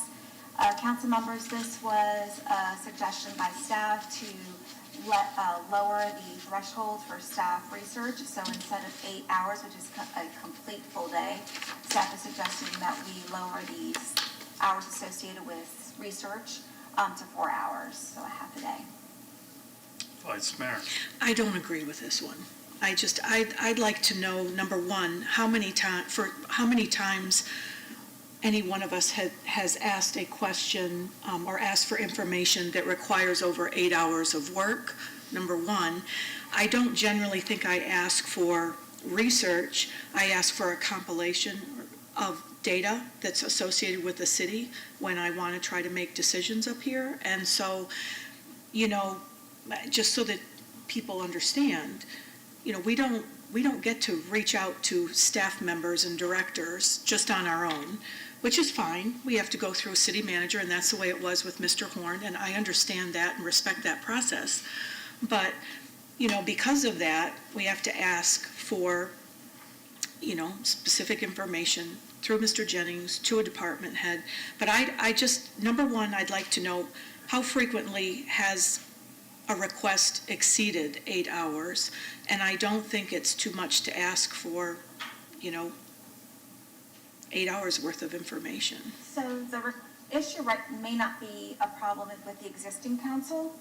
It's an issue that may have occurred in the past or in the future.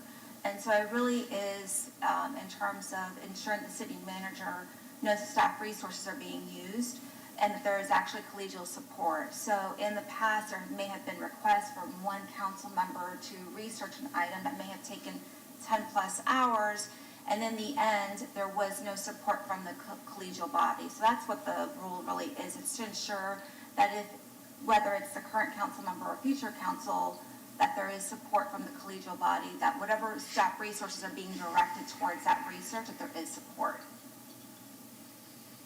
Mr. Jennings, do you have anything to say about this? Yes, thank you, Mayor. This is something that I did bring forward as a rule change. And the reason is that we try to be as accommodating, our staff tries to be as accommodating as possible to all of your requests.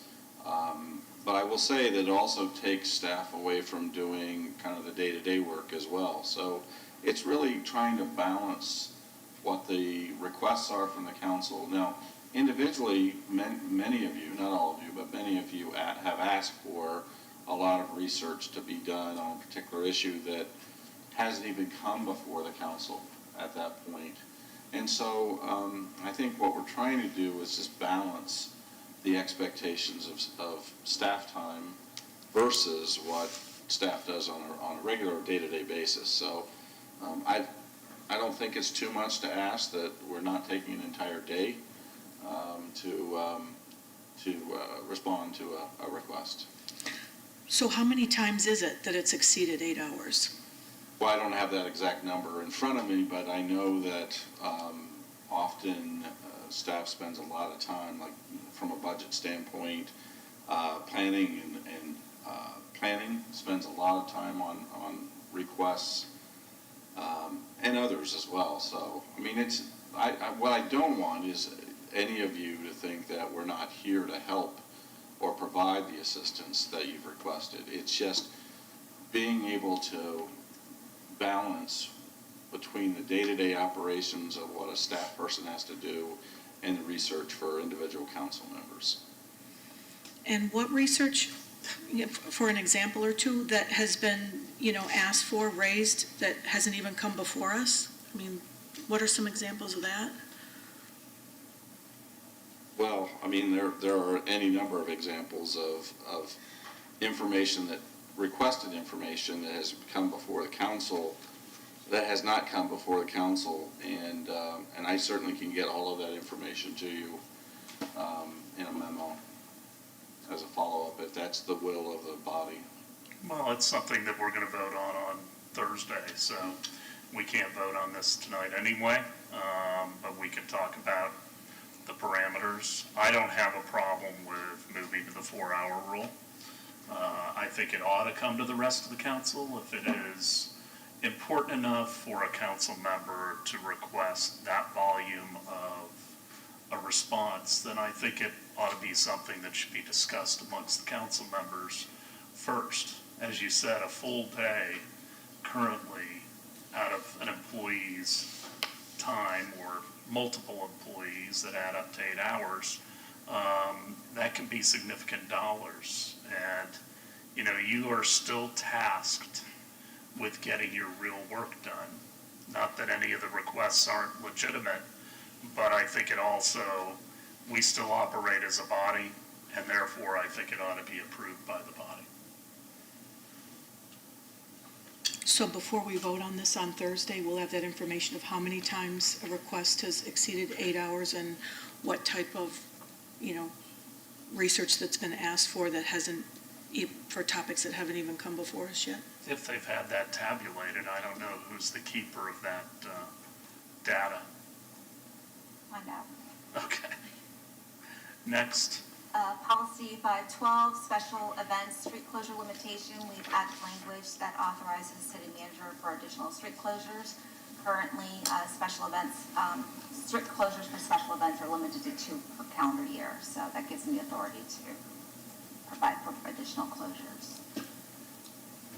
Councilmember Bunker. I had something on this one.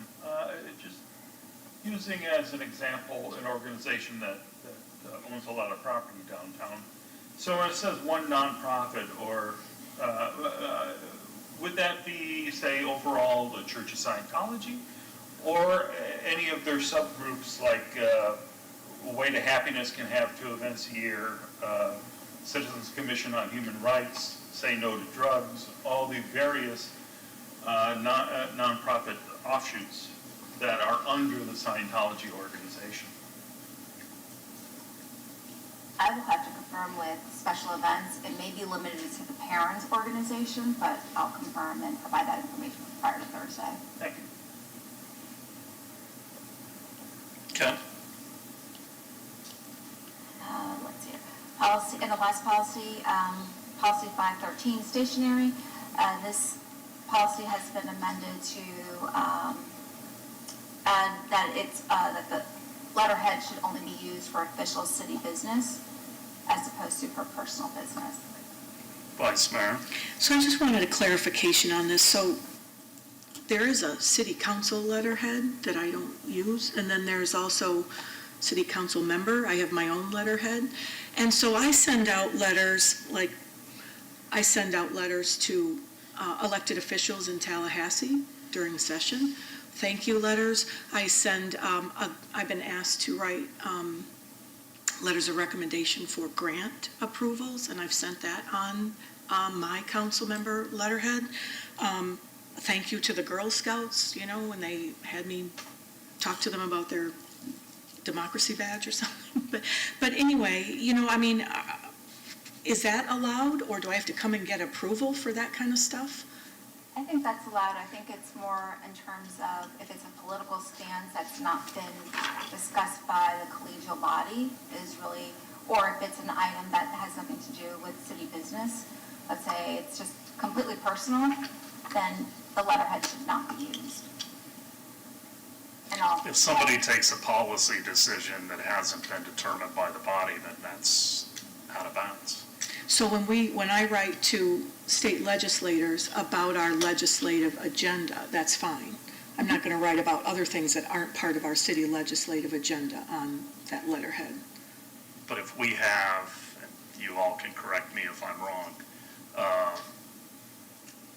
before the legislative session, we all agree on the legislative agenda and what our positions are on those.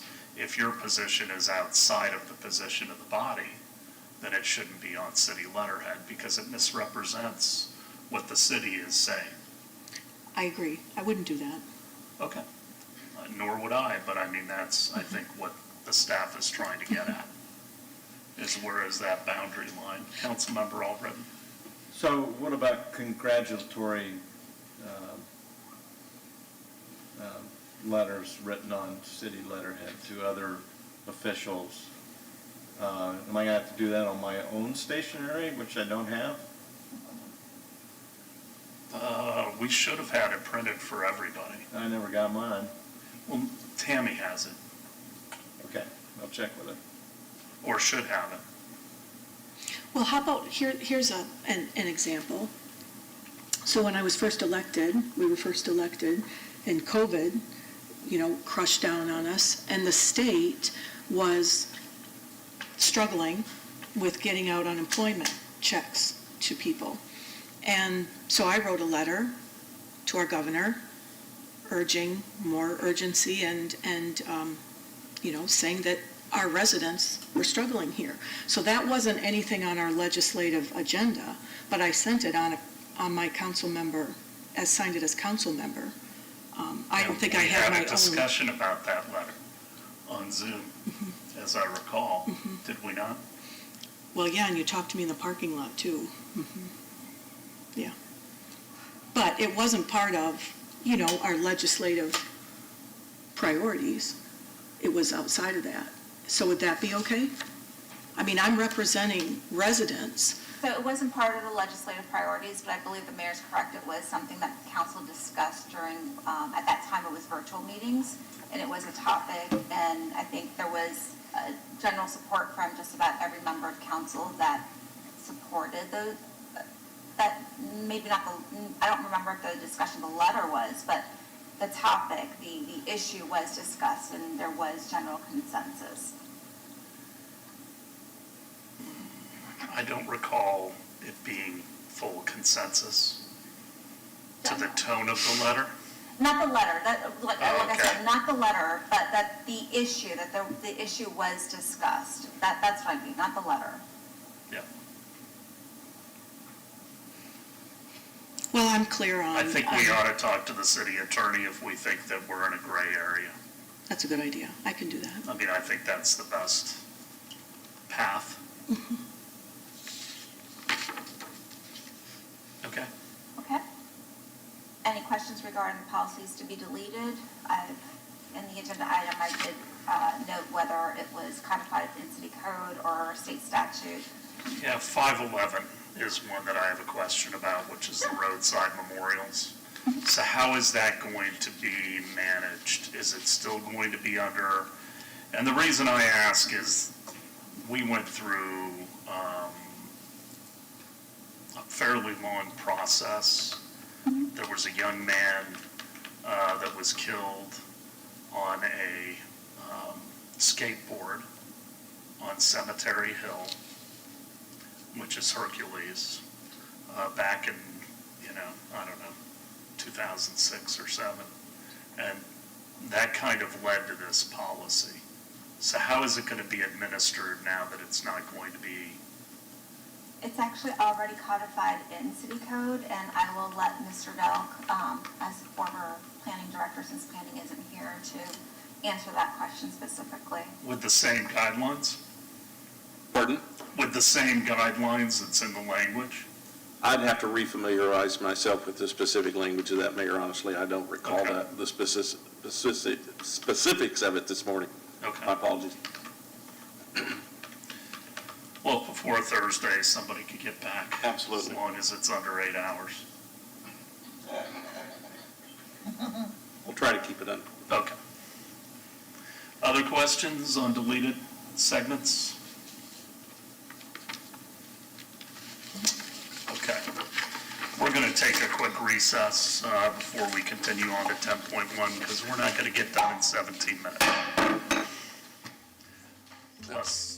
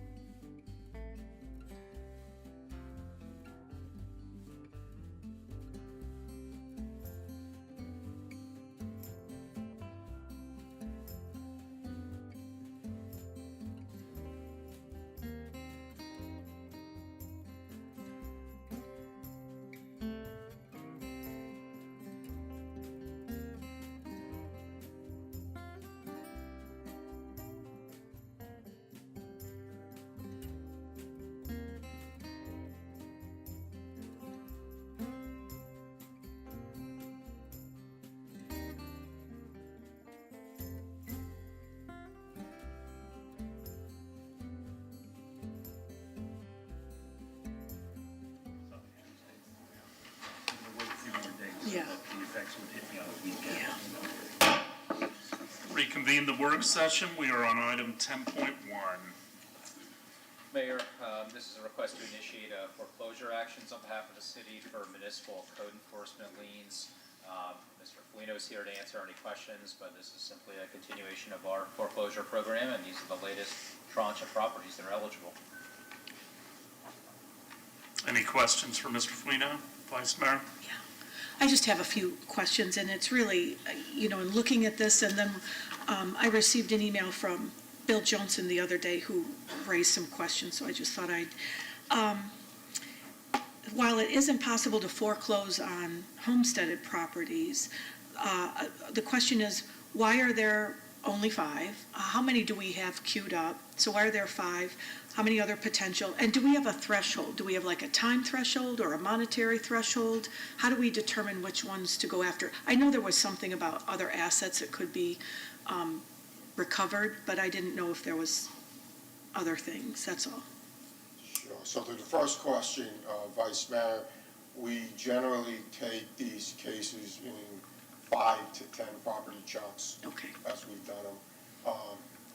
I don't want you to hold me to this, but I think that there was about 35 to 40 properties that were viable at the time. And by that I mean they were not homestead properties that aren't in compliance. And these were the worst of the worst, I would say. The second issue is there a monetary threshold or a time threshold, I believe? There's no necessarily monetary threshold, although I try to look at liens that have exaggerated because that's the time period going on. There is a statutory time period of 3 months from when a lien is recorded before you can file a foreclosure action.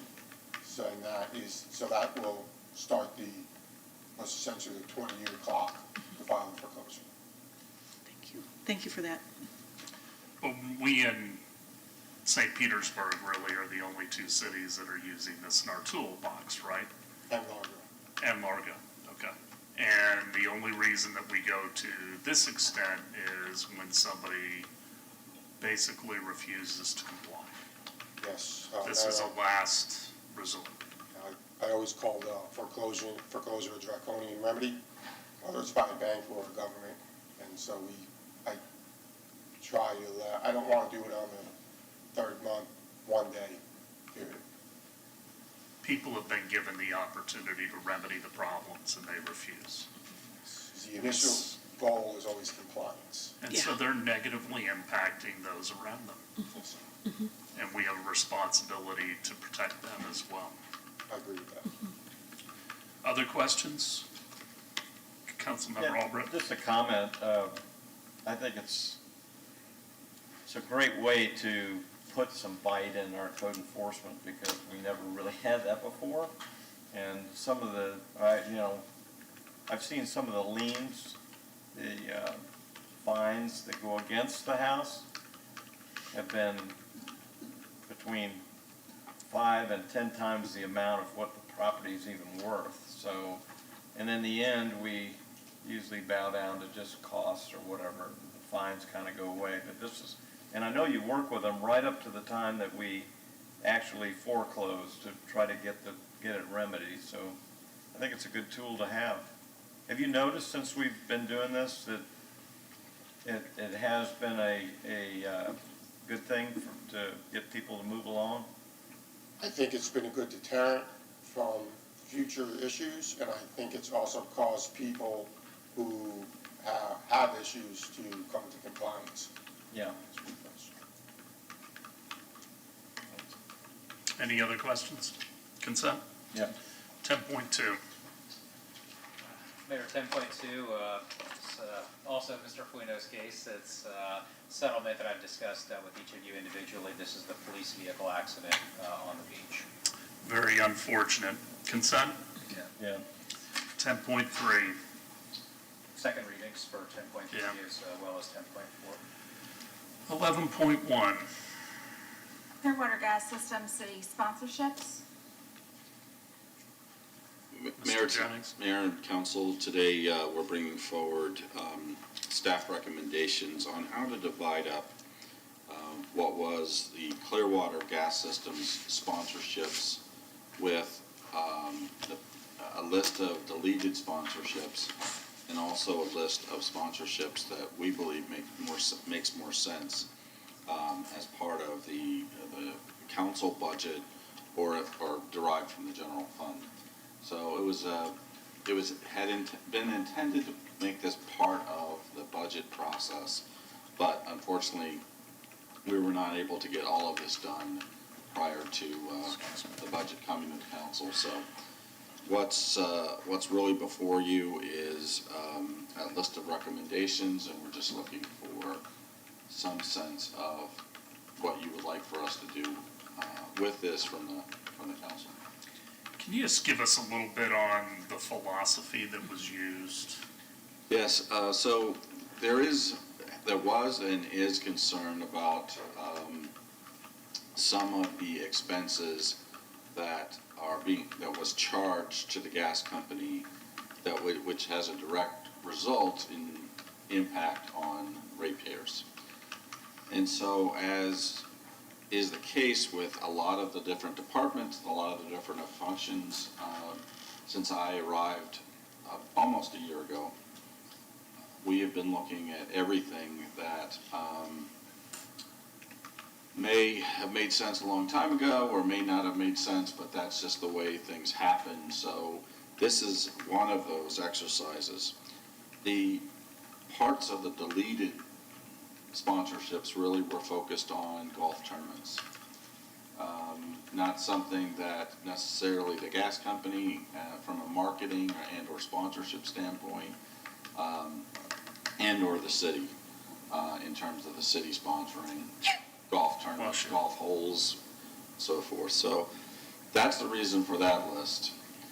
The reason for the recommended list from the city council is that in talking with members of the staff that have been here much longer than me, had indicated that there are any number of organizations that the council has wanted to support in the past. So that's how we divided that up. And then the gas sponsorships, in working with the interim director, Brian Langill, there he is. These are sponsorships that the gas company believes are important for their marketing and sales strategy going forward. And Brian, I certainly invite you to come up and. Good morning, Brian Langill, interim director for Clearwater Gas System. So yes, as the city manager said, that we've been looking at our sponsorships very thoroughly. Historically, we've done a lot of dinner events, lunch events, and things like that, where we were questioning the value of what that brought to the gas system. So moving forward, I had recommended that we participate in events that are, we get our logo out there, name recognition. We cut back a lot on those events that, the evening events and things like that. Not eliminating them completely, but, we would still do a few of them here that are in the recommended spreadsheet here. We do have our Phillies component there for spring training and the regular games during the season that we want to continue to fund that sponsorship and keep that in the budget. We also have our Sugar Sands Festival that comes up in April. We're keeping that one in there. And also we've got the Clearwater Chamber of Commerce. Those are big items, but we have reduced the total dollar amount. The chamber, we're not going to be spending as much as what we historically have done. Several other ones, like with Morton Plant Meats Foundation, we're cutting back on those. Also, Habitat for Humanity, we want to continue to sponsor those events, but cut back the dinner events and things like that, where we're getting our logo out there and we're participating with the, dedicating the homes to the residents, and we still want to do those kinds of things, and then just scale back a lot of the other outside events that don't necessarily give us that type of name recognition and marketing. Okay. Questions, comments? Vice Mayor?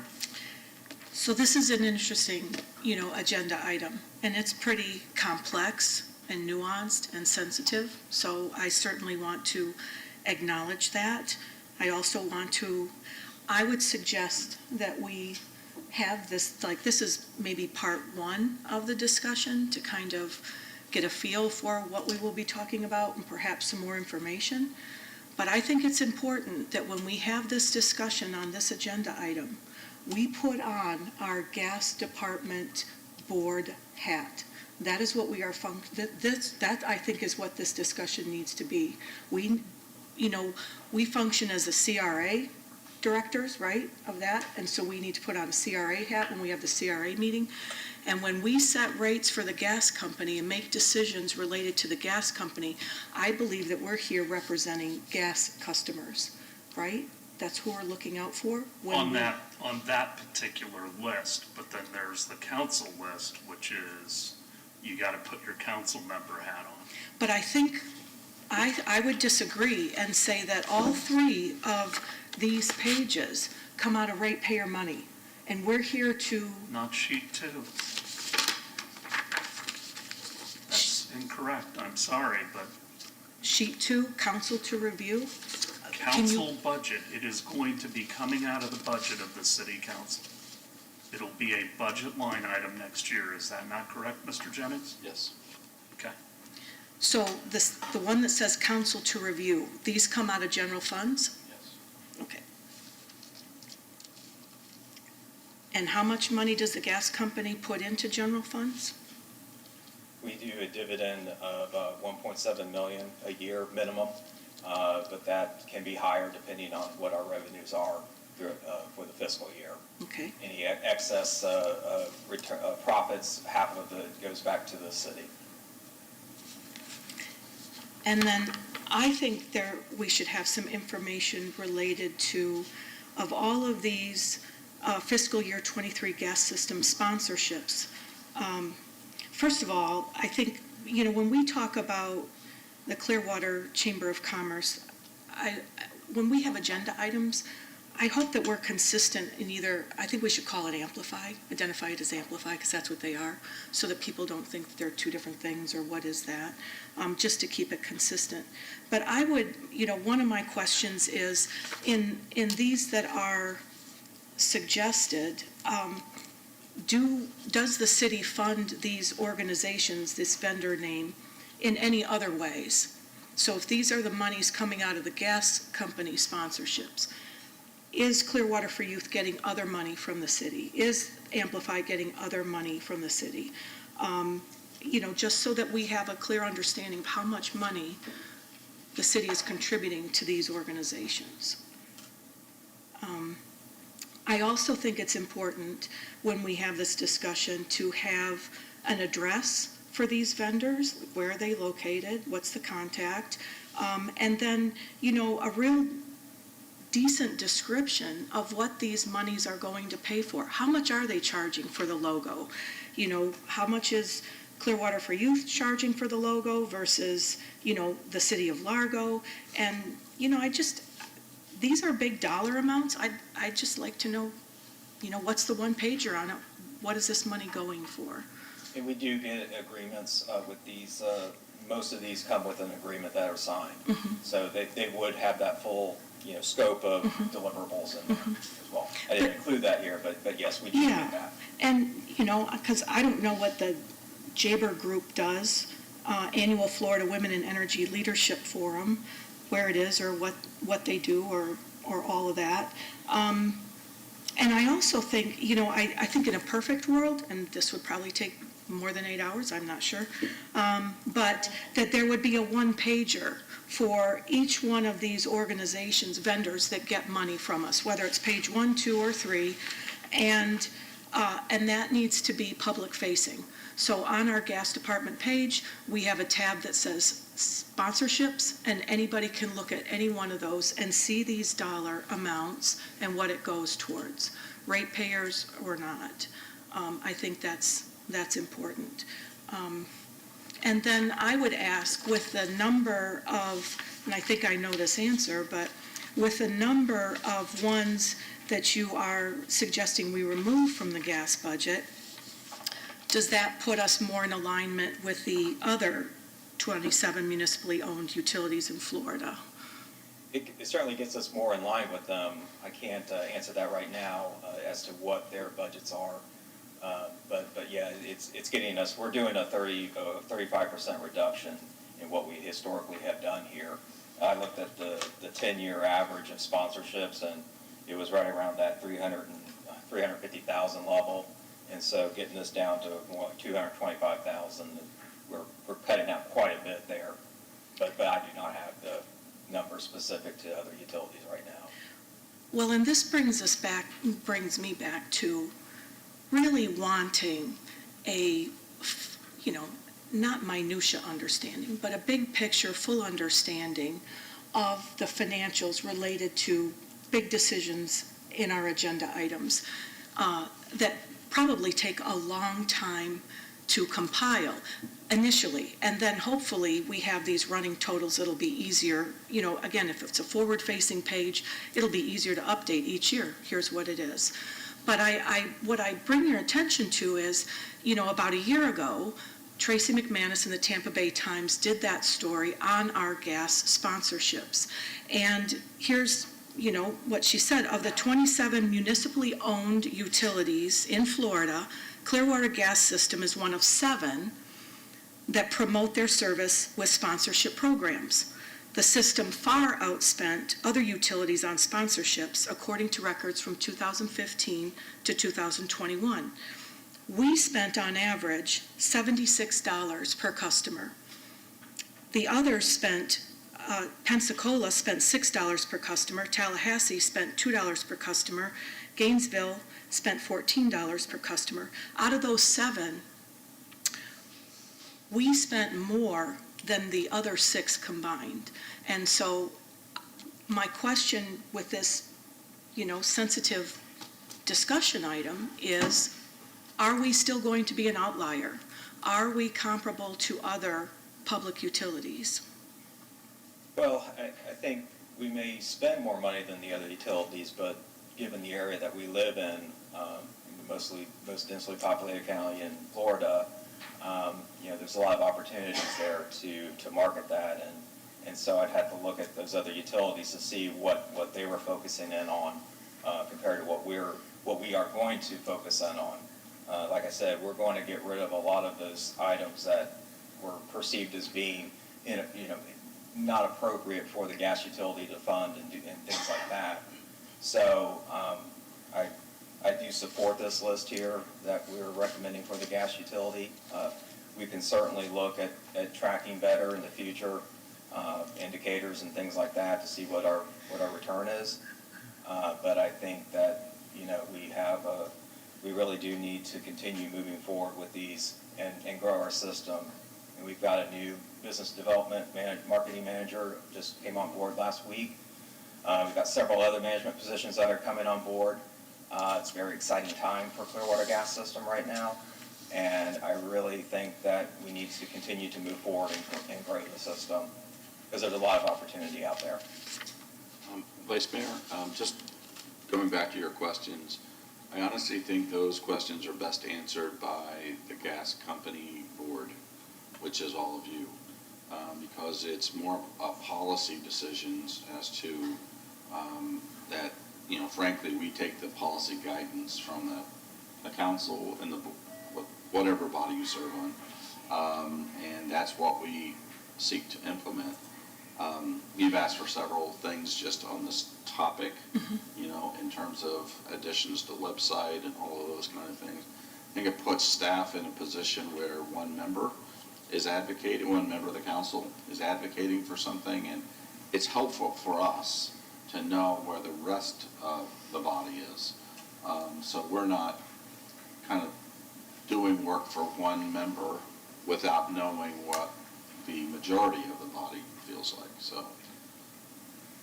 Well, I would think, just to say, I think for transparency and being accountable to our residents and ratepayers, to me, I would make that argument that this information needs to be forward-facing. Just easier to keep track of. And as we continue this discussion, I would like to know what the parameters are for deciding that, this organization gets funded, but this one doesn't, other than, you mentioned kind of evening events or table events and golf events. But if we have nonprofits in the city that would like to have a gas sponsorship, what are they going to be evaluated on? I think that's a fair question. And can they apply each year? Is there an application form?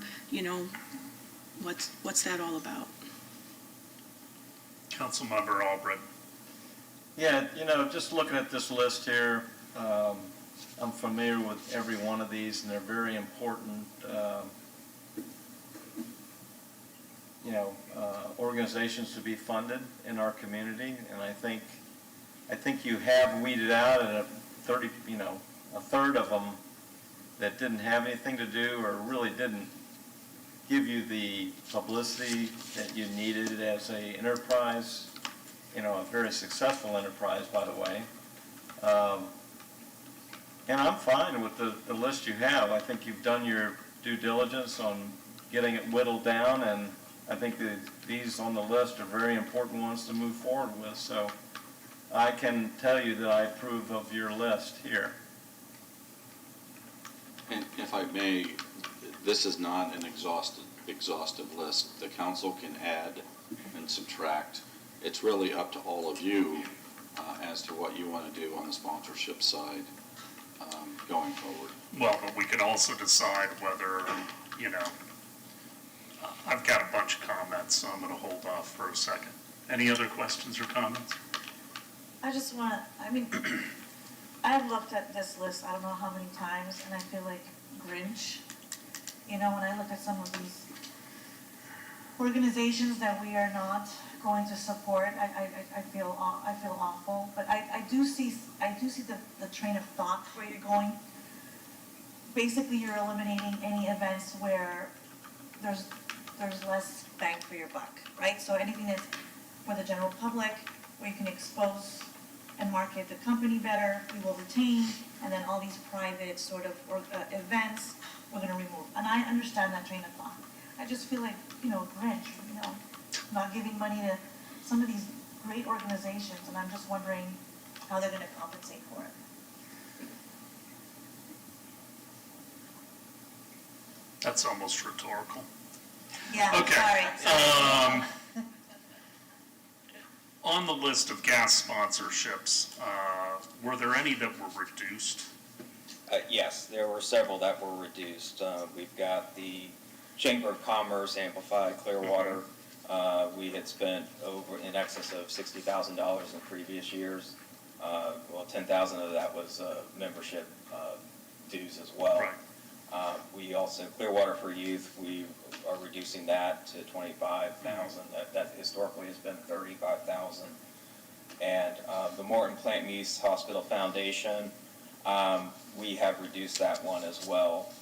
Morton Plant is our number one customer. I was going to say, aren't They are our number one customer.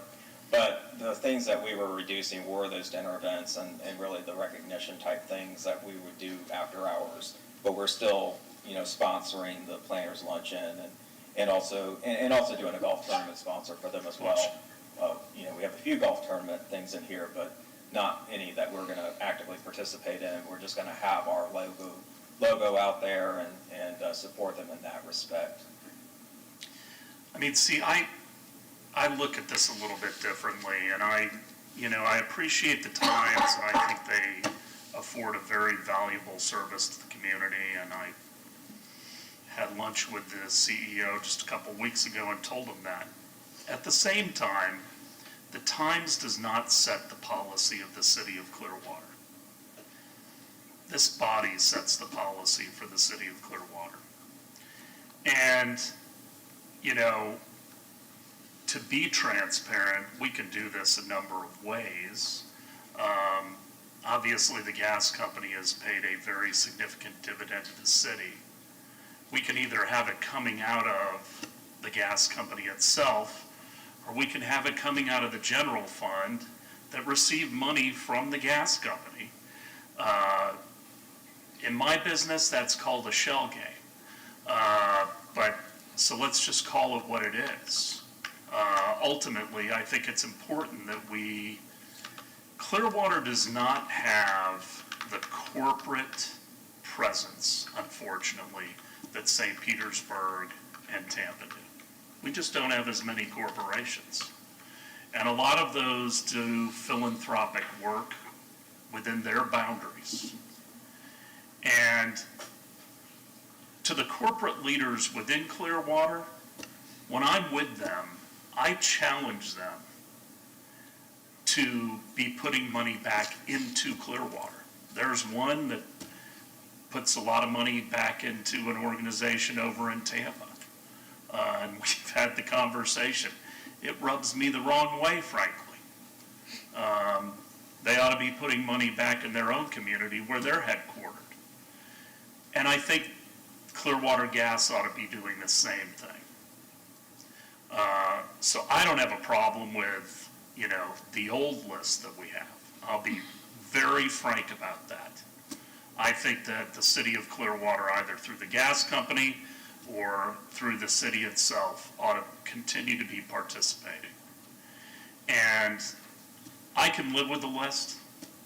And I'm not looking for any freebies. I can pay for everything myself. I did that going on the Phillies trip this year. The airfare, the hotel, the tickets, the food, the cabs, nothing came out of the city of Clearwater's treasury. Not a penny. And that's the way you can do due diligence and build relationships. And, I see us reducing like Morton Plant. That's a dinner that the council ordinarily went to.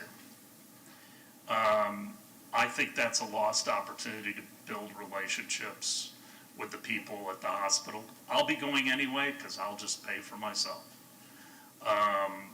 But that is one of the most important institutions in this city because nobody cares really more about anything when you don't have good health.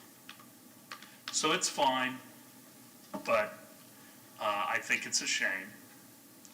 I'm fine with the list for the council budget.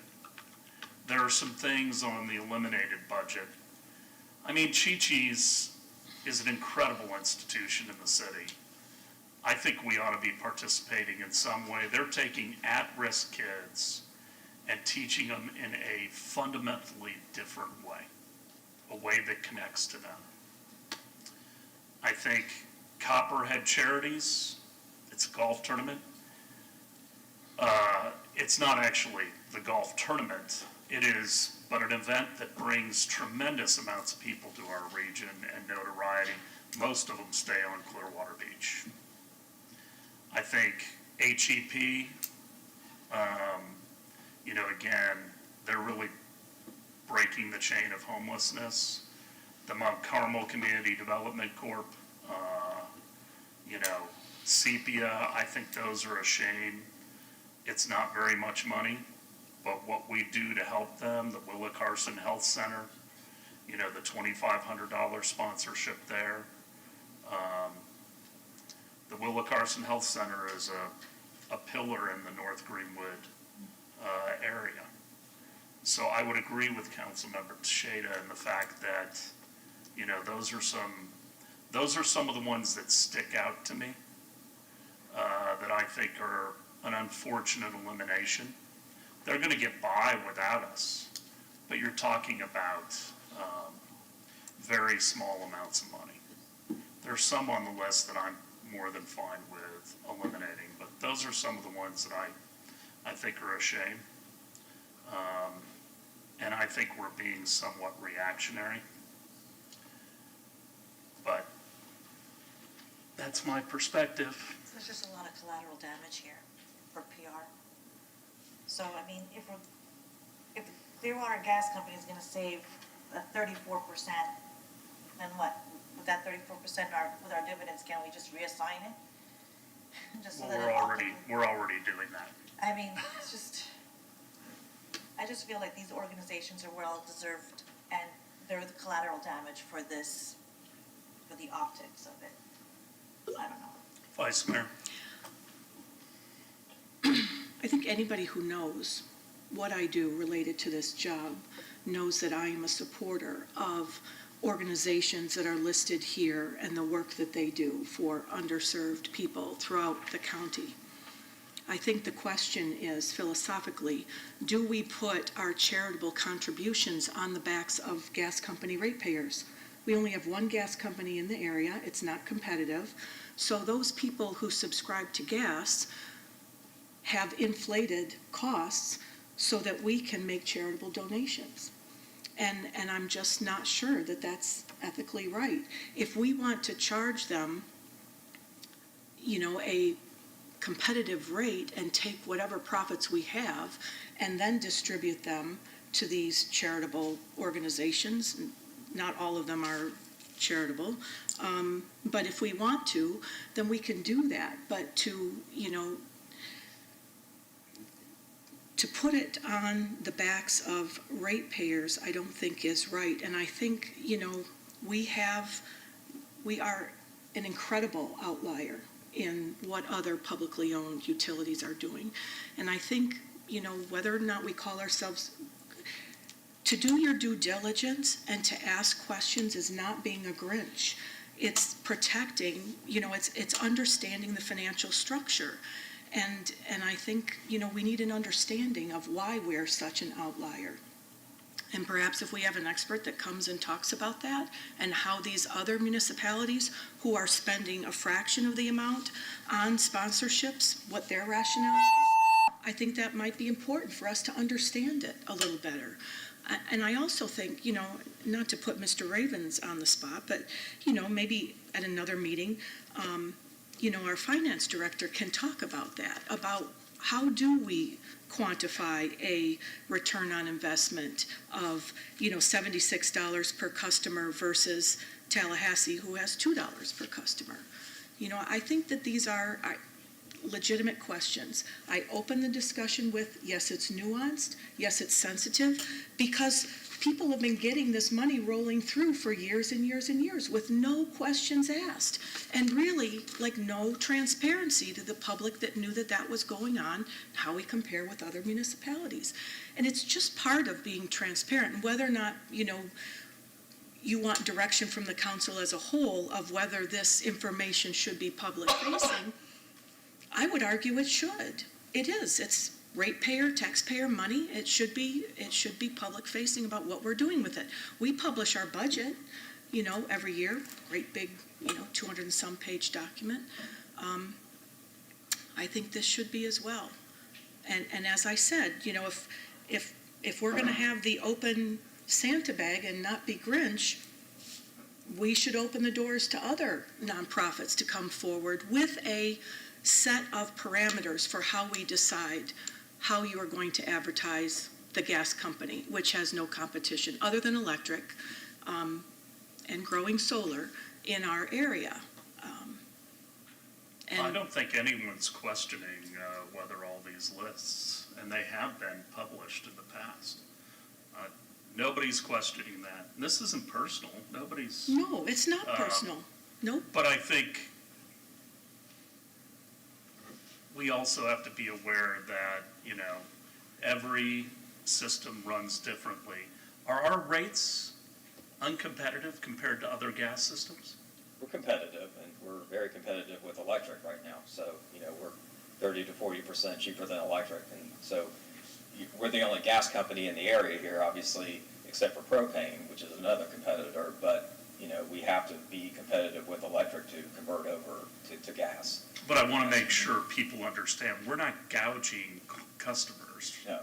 Correct?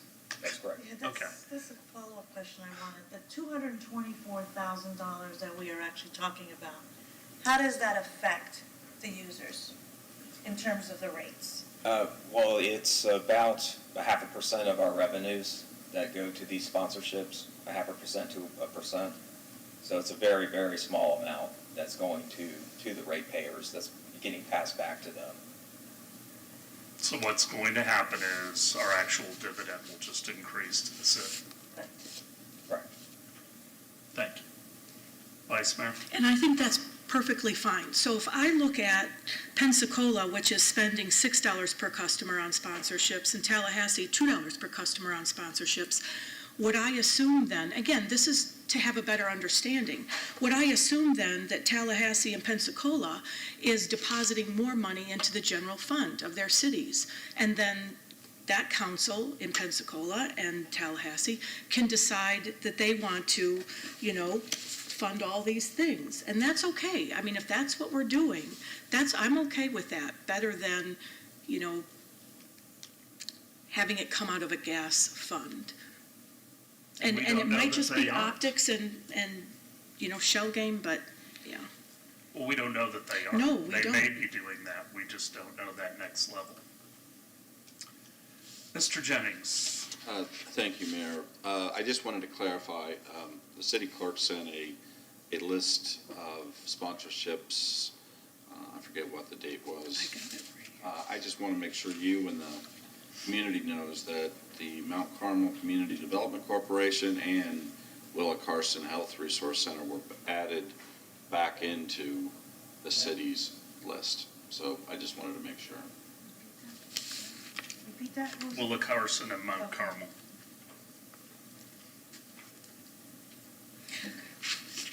So is there a consensus that we will get more information on the, address and contact information of vendors, as well as, a real one-pager for the description of what that money is going to? Do we think that that's reasonable as a council to understand that?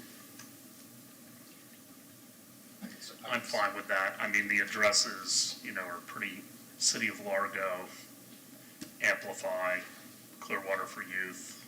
I don't know that the addresses matter, but I'm fine the way it is.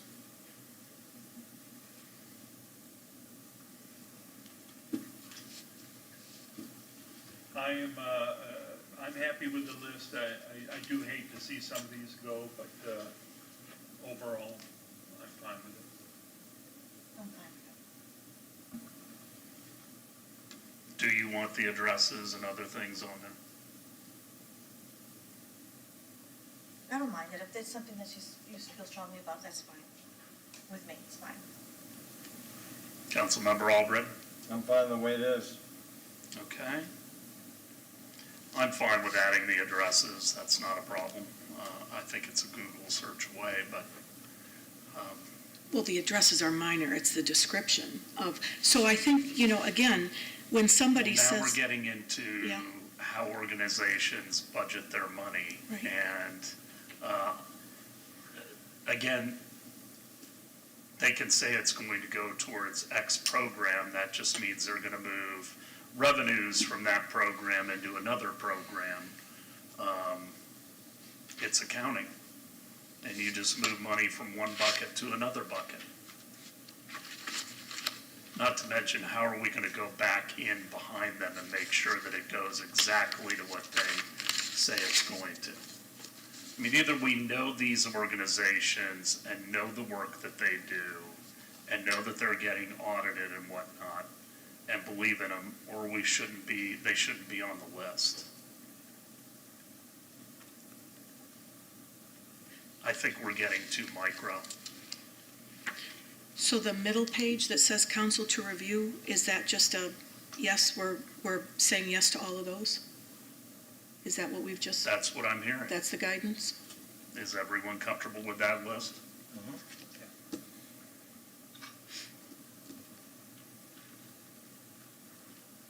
We can vote on it on Thursday. I'm happy to do that. We'll hear it again on Thursday, not to this depth. Anything else, Mr. Margolis? Mr. Jennings? Yeah, we have other items. Oh, 11.2, yes. Pardon me. Discuss the ARPA distribution process and authorize staff to expend funds that support relief and recovery efforts in the North Greenwood redevelopment area prior to the establishment of the trust fund. Good morning, Denise Anderson, Economic Development and Housing Department. So as you know, city received from the federal government nearly $22.5 million in American Rescue Plan Act local fiscal recovery funds, otherwise otherwise known as ARPA. And on August 4th, this council approved the allocation of these funds to fiscal year 2022 general fund government operations as revenue recovery, which does provide the city the greatest flexibility in the use of these funds. In addition, the action on August 4th also allocated 100% of these funds to 12 projects or project types. So as a reminder, the funds must be encumbered by the end of 2024 and expended by December 31, 2026. What I'm presenting to you today is an overview of the startup funding for activities in the North Greenwood Community Redevelopment Agency area and 4 other project types for which funding solicitations will be made available to targeted groups or populations. A description of each of these is provided in your agenda. Regarding the $5 million allocation for startup funding of the North Greenwood CRA, we're seeking authorization to expend funds that support efforts in the North Greenwood CRA area prior to the adoption of the CRA plan and the creation of the CRA trust fund. And as I mentioned, we're time-bound in the encumbrance and expenditures of these funds, and since these funds are not generated by TIF, they do not require the approval of the yet-to-be-formed North Greenwood CRA Board of Trustees. And for the public's benefit, Council will sit as trustees once we have final adoption of the CRA plan and approval by Pinellas County Board of County Commissioners. Since the final approval is not anticipated until mid-2023, we'd like to move forward with the solicitation, evaluation, and funding of projects and activities in the North Greenwood CRA area, substantially as identified in the handout that was also attached to your agenda item and provided by the Clearwater Urban Leadership Coalition. The project lead will vary depending on the activity or project. Within this allocation, the soliciting department will manage and monitor for compliance until the North Greenwood CRA Executive Director and Board of Trustees is established. Now, you could change that if you'd like and allocate some general fund monies to the current CRA for the administration of this, but otherwise they can't do work in the North Greenwood CRA until it's been formed. So we can take questions on each of these individually if you'd like, or I can move on to the other 4 programs. It's your discretion how Let's you'd run like. through all the programs and then we'll come back and do questions. Terrific, thank you. So for the affordable housing category, an allocation of $3.3 million. We'll be using these funds to provide assistance to developers and property managers to encourage construction of single-family homes, rehabilitation of multifamily units, and the installation of rooftop solar if feasible. In addition, we'll provide direct assistance to homeowners and home buyers with rehab loans for single-family owner-occupied homes, grants for rooftop solar installations if feasible, and enhanced down payment assistance loans for which a portion may be considered a grant to cover financial gap that does not overburden the homeowner. Applications for all funding in this category will be made available through Neighborly cloud-based grant management system. It's a system we've been using now for a couple of years. And the Housing Division in Economic Development and Housing Department will promote the availability of these funds using all of the usual means and will administer and monitor for compliance.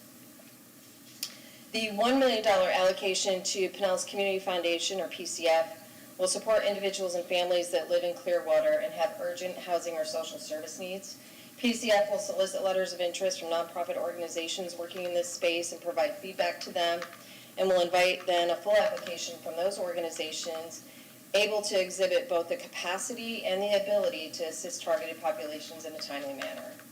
As I mentioned, the goal is to provide support for those with urgent housing or social services needs, and unfortunately, we recently received notification that Capri Mobile Home Park has notified its residents they must vacate the premises by March 14th, 2023. And so we're convening partners. The city is convening partners throughout the county to coordinate a response, and PCF will immediately begin with solicitation for letters of interest from the partners in that response activity, seeking to provide funding for direct services.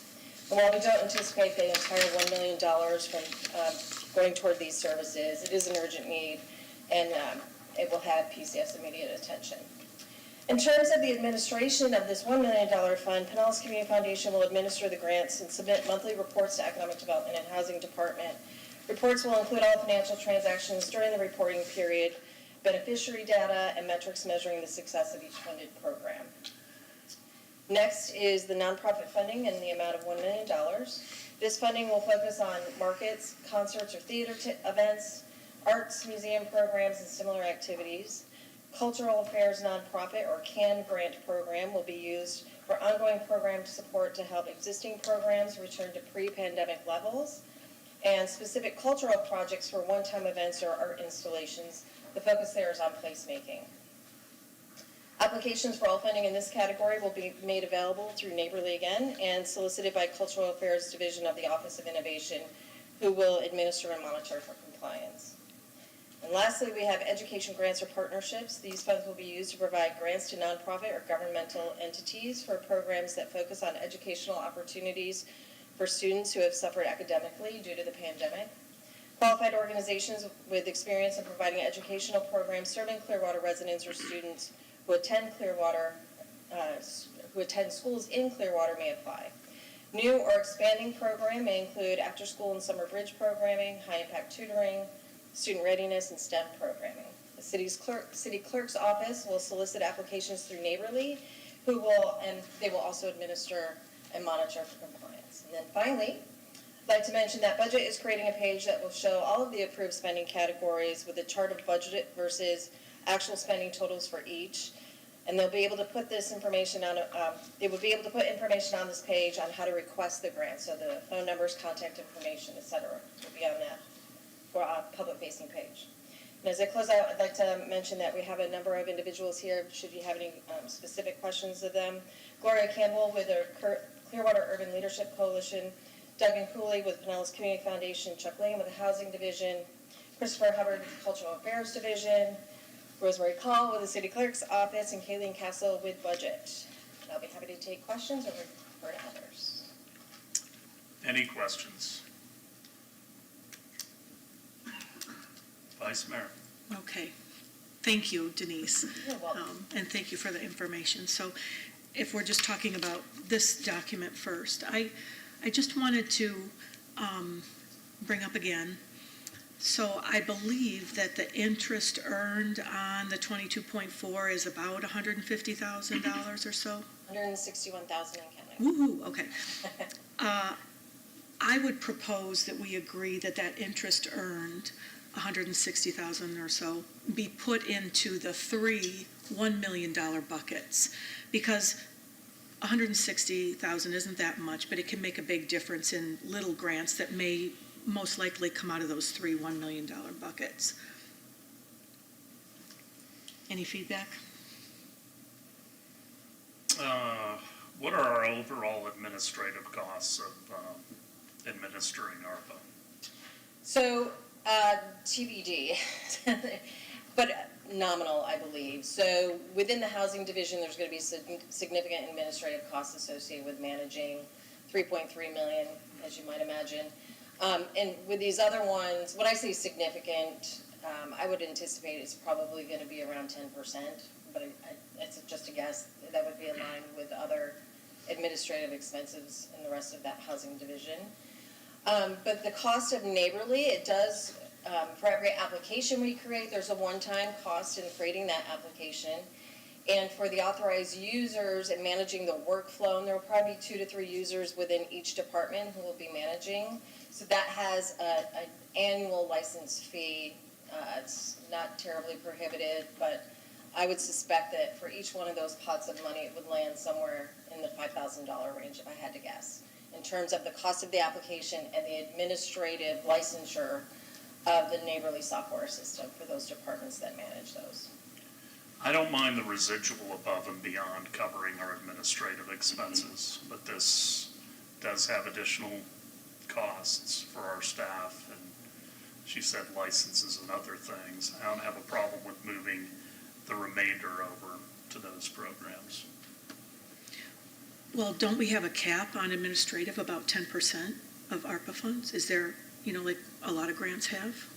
I don't believe that there is, but that's not a question for me. That would be See Mr. Raven shake his head back and forth, so assuming that answer is no.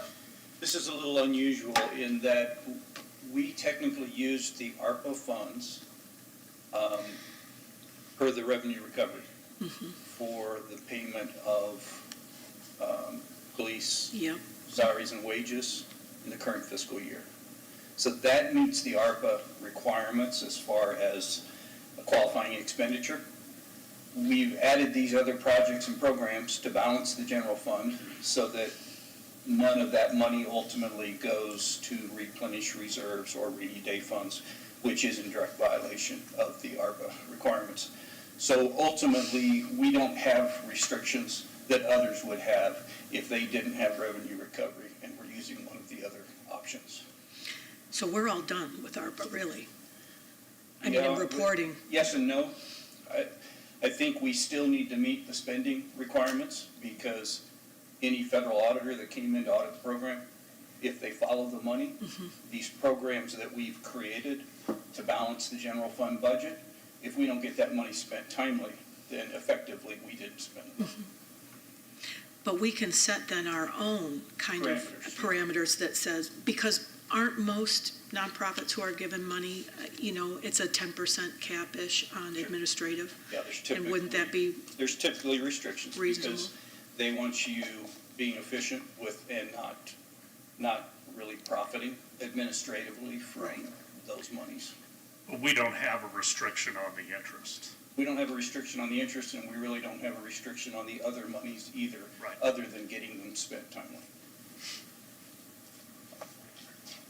So do we have an understanding that we can direct staff that no more than 10% goes to administrative? I think that's what we're doing. The question is, what do we do with this interest? Well, if I could address the administrative thing, within the housing division, so some of these programs that we're proposing within the housing division, this $3.3 million, require significant administrative, i.e. external consultants and contractors who will do inspections, who will evaluate for solar as an example. All of those costs we would consider part of our program costs. You can refer, I just want to make sure that you're not viewing that as administrative costs. Right. It's part of us delivering Yeah. that program, and we typically view that within the program cost. I want to make sure that that is not subject to the 10%, because that can potentially be a challenge, I guess I would suggest. Chuck, did you have anything additional? Am I framing that correctly? Yeah. Okay. And then I had a question, still on affordable, well, kind of on affordable housing here. So you've got that housing projects will include down payment assistance, rehab, new construction, single family, and all that stuff. Number one, I thought that we had a discussion that we weren't able to get out a bunch of that money with these kinds of parameters. And so we were gonna, the CDBG CV funds were kind of earmarked for this kind of thing, weren't they? And so I'm wondering if we're putting $3.3 million for this, and we had to kind of turn some of that CDBG CV funds into something else, I'm wondering, are we able to manage this amount? So that was one question. And then the other question is you've got it targeted. These funds will be used to assist households with incomes between 80 and 120% AMI. And that's okay, but it's my understanding that we have a greater need for 80% and below. And with this mobile home park that's going to be, closed down, I'm wondering how many of them fall between 80 and 120%, or are those mostly 80 and below? So I think we're talking peas and carrots. Okay, help me understand. So the CDBG CV funds that were recently reallocated because of some capacity issues that Chuck fully described in a previous meeting, that was primarily public services, and everything that you're seeing, or what would typically be referred to as public services to nonprofits, different activities. CDBG, by its very nature, is always less than 80% AMI, and majority of home funds, and the way in which that's used is typically focused on less than 80% AMI. The only funding source we currently have that can address the 80 to 120% for homeowners is the state program SHIP. So, and SHIP must have a federal match. We typically use home for that. So the reason this went out to the public when we went out and advertised it as such, targeted to that population of 80 to 120, it does not mean that we will not support those other populations with viable projects. It's because we have a real dearth of funding in that income strata. And this will allow us to support that income strata more fully in some of these housing programs that we're proposing. So I can understand that there's a dearth of funding in that income strata, but there's also this major wait list for people at 60 to 80% AMI for subsidized housing, right? I mean, there's nowhere for them to live. Right, so you're talking about what exactly? About this 3.3 million here. And how, I'm struggling to understand what you would prefer in lieu of what's being proposed, so that I can respond to that. So are you talking about creation of units? Are you talking about subsidizing rent? I think both of those things would be good. I mean, I know subsidizing rent, we don't want to get into some long-term obligation that we might not be able to So go Chuck, forward. do you want to talk about the tenant-based rental assistance that was just? Chuck Lane, Economic Development Housing Department. We are going to enter into a contract with the Clearwater Housing Authority for tenant-based rental assistance. $300,000 and change there. So we are going to get into that area. The ARPA funds are not going to be intended to be exclusively used for the 80 to 120. We have a bit of a gap there where we don't have enough funds. We can use SHIP funds for 80 to 120. But if we use too much SHIP funds, we get out of compliance because we have to use that money, most of that money on 80 and below. So we have a little bit of a gap. Now, it doesn't mean we're not going to use ARPA for that lower income demographic. We can, and I expect that we will. We want to be able to serve all comers. It's not, yes, there's a huge need in the 60 and below, the 30 and below, all of that. There's also a need at the 120 and below. It's very widespread. So we're going to try to kind of capture all comers if we can. Do you know about the average incomes of that mobile home park, and how many people are we talking about out there? I don't have the statistics of the income, but, mobile home parks are our largest form of natural occurring affordable housing. They are very likely high percentage of low income. I would expect that. How many? We're looking at somewhere in the neighborhood of 90 to 100 of those units are occupied. So that's, I've scheduled a meeting with various nonprofits to come together, a Zoom meeting on Thursday. I expect we'll learn a little bit more then. I expect that the next step there will be to meet with the homeowners, with the tenants at a place that they can find and meet us. There's a lot to it. We have we went through this, the county went through this with Southern Comfort Mobile Home Park. A bit of a template we can follow. It's a lot of work, We don't provide those services, but we have the ability to convene people, and with some of this money that's flowing, we can help. And then I had just a suggestion on the grant funding may be considered for rooftop solar installations for new construction, attached home ownership projects, if feasible. And I would say to maybe dovetail with Greenprint that says we're going to have solar on 1,000 low and moderate income homes by 2030, that we say, I don't think we need to limit it to just new construction. I would say appropriate appropriate rooftops or something, because Dunedin has a program where they incentivize homeowners to put solar on their roof, and it's not, just brand new roofs. We're going to try to bring it into our home rehab program. Not all of those roofs are going to be suitable, not just because of shade, but also because of upload, download. Yeah, but it doesn't have to be brand new to be suitable. Well, we have to do a feasibility study on each. Yeah. And if it's suitable and it's something the homeowner wants, Yeah. that's something that we can. Okay. I guess it was thrown by the word new here. But they're talking about a new roof, not a new house, right? Yeah, when we do a lot of new roofs with our homeowner, with our rehab program, Yeah. our single-family rehab program. Yeah. And we will check the feasibility of each of those for solar. Right. Not all of them will be suitable. Right. It's much easier to do with new construction. With an existing home, you have insurance you have to be concerned about. They might drop their insurance. There's insurance, there's costs. There's a lot a lot more need to be considered with an existing home. Yeah. I know. I know. We had solar put on our townhome that was, 40-some years old. Okay. I have a question on the nonprofit funding category. I was just wondering why we didn't put, yeah, you went through all that, right? So, okay. Why we didn't put nonprofit / arts and culture, because that's really what it's for, right? Right, so the way that I crafted this document is to be consistent with the previously published information on the city's website and that went out to the public. So you'll see those descriptions reflect what was already published. So I wanted to provide that same consistency. But you're right, it effectively is nonprofit cultural affairs. Okay. And then under eligibility criteria, we have ongoing program support grants are for organizations that are continuing existing programs despite COVID or wish to bring a program back to pre-pandemic levels of effectiveness. And I have some concern with organizations that are continuing existing programs where we may have people in the community that have new programs that they wish to start. Nonprofits that I think we should be able to help start something. They don't have to just already be established. And not like brand new, but they're here, but they're not some of the big players. So I'm thinking of, the Going Home Coalition, and Ed Thebe has got a contract with a Plum House and is doing some things.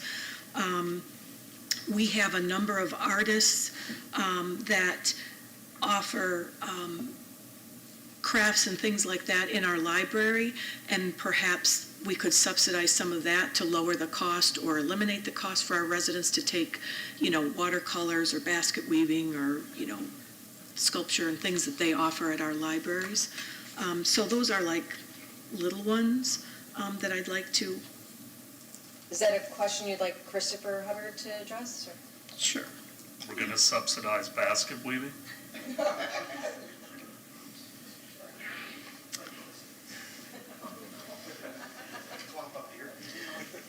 There's a program that offers basket, construction in the library that's pretty well attended, but those supplies are kind of pricey.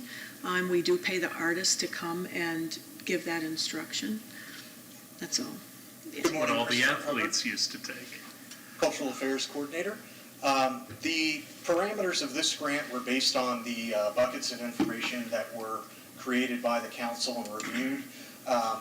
Individual artist support grants or material and supply grants were not included within that. The grant here that we're looking at was for arts and culture nonprofits in specific. So that's why you see the structure that you have before you today.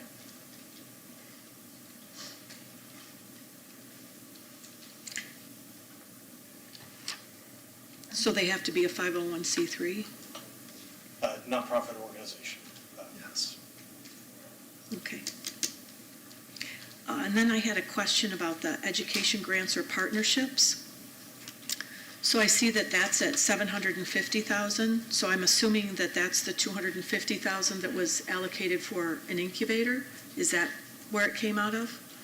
Yes. Is that why that one's not $1 million? So if the overview or description is used to provide a grant to a nonprofit or government entity for programs that focus on educational opportunities targeting students who have fallen behind academically due to the pandemic, how does that allocation of $250,000 fit into that overview or description from this bucket? Well, the action that you took on August 4th pulled that $250,000 out of this bucket into its own separate category.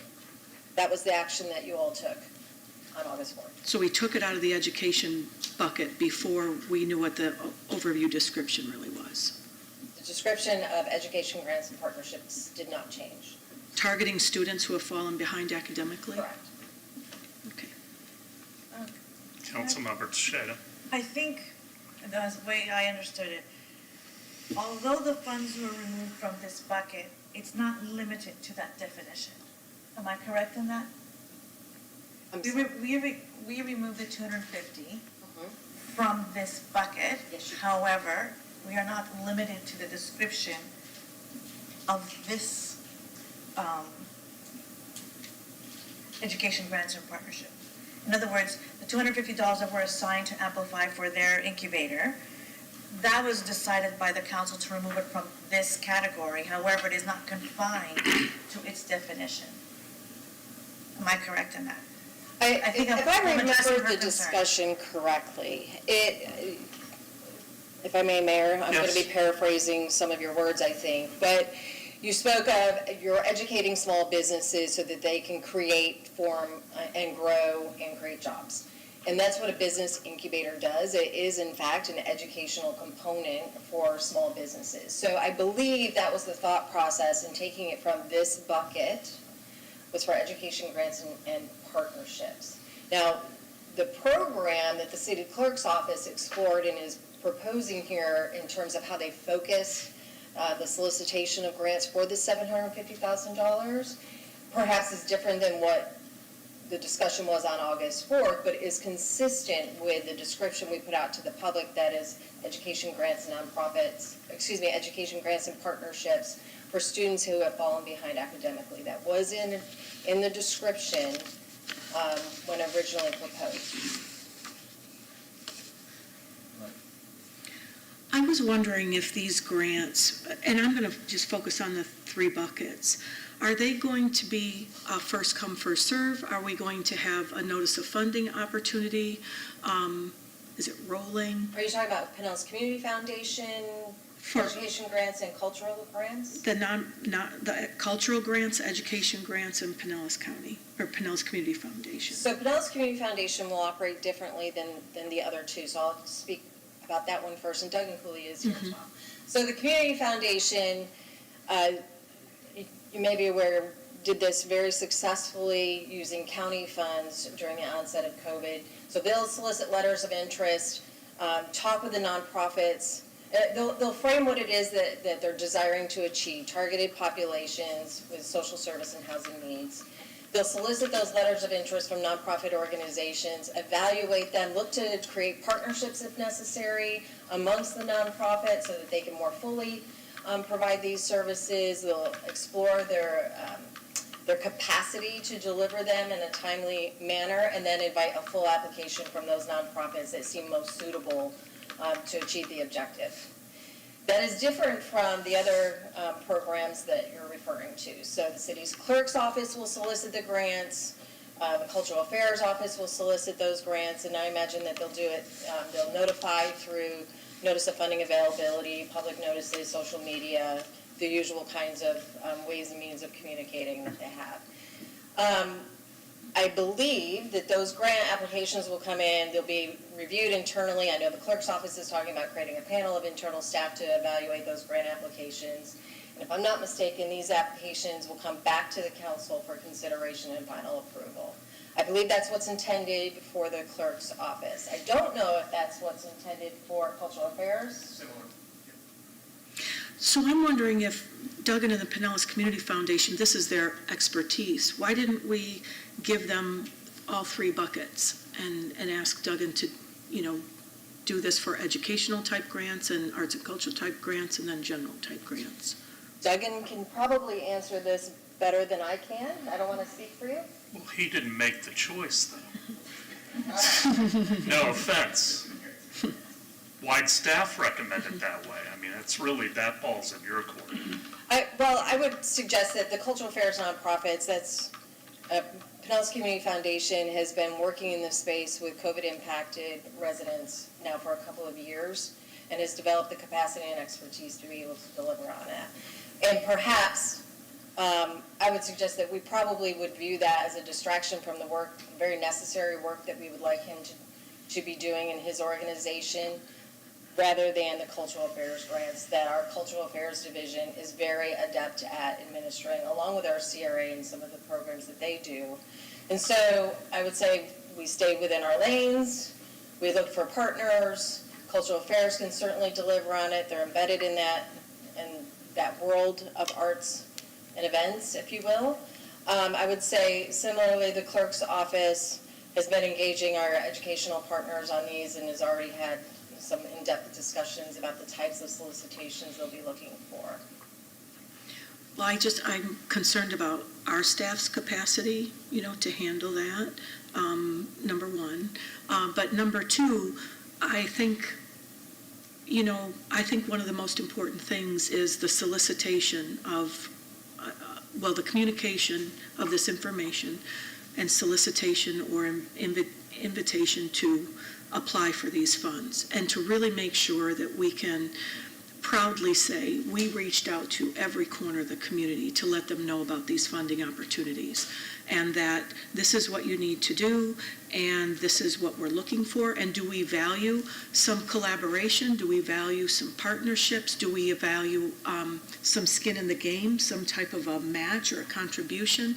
I mean, those are kind of philosophical things. And I think when we don't have a large millions and millions and millions of dollars to have a rolling first come, first serve, that it should be, we should be clear about what we're looking for before we, award a grant. But more importantly is to really, once we know what we're looking for, to put that out intentionally and thoroughly so that our community knows there were grants available, this is what the city was looking for, this is how easy it was to apply, and they got to apply for those on equal footing. I happen to know that the Cultural Affairs Division has created an application. They're ready to go on the street with that. So that application is very detailed in what it is that they're seeking, who will qualify for those grants, the types of grants that they'll be able to provide, et cetera. The city clerk's office is not quite there yet with the creation of their grant applications. The housing division, we have not yet created them. Many of them will get rolled into our current grant programs, maybe one or two programs that we'll have to create a separate application for. But I think that we're generally going to be able to provide the information you're seeking. So again, I think we're probably a little bit young in the education grants and partnerships category to be able to say that fully right now. But I think, and unless you have funding caps on your grants, did you create that? Rose? No, I don't envision funding caps unless that is what council desires, really. And speaking with John, it was getting all that information. I spoke with SPC, the board, school board as well, regarding those projects that they would be interested in. Also looked at a couple of education grants at the federal level that are implementing ARPA funding for this purpose. So that's where a lot of the STEM enrichment programs and tutoring comes into place. But really what's envisioned is getting that information out there to those that we know, getting it on our website, and something similar to, I believe, what City of Largo is doing, keeping a simple application process and have a true grant application in which we receive the applications during a period. They are reviewed in terms of completeness, make recommendations to the city manager, who then presents it to council for approval. And at that point, if council would like to cap it, you could, but it's really, you don't know who will actually submit an application until you receive the application. So the idea is to try to keep it as simple so that if there are organizations, let's say at the community level, who are not necessarily not-for-profits because they're so brand new, but they can partner with an established organization, that is possible. Mr. Cooley, would you be willing to take all the programs on? Just out of curiosity. And do you think the methodology that we are discussing is correct? I think a couple things to answer that question. If you ask us to, we will. But beyond that, I think, we envision, as we have for a long time, being a good partner with the city. So if the city is administering funds and through the clerk's office and cultural affairs, we're happy to help in any way we can as a foundation, as a partner to the city. I think the question that Councilmember Beckman was asking really about the outreach for applications, that's critical and it's important, and we have seen some of the challenge in how speedy some of that happens, and then organizations don't find out. We've tried to make sure that we have a pretty robust list, but then do a lot of things to connect with other networks within the community, and happy to share our information with the city to make your outreach process as robust as possible. Thank you.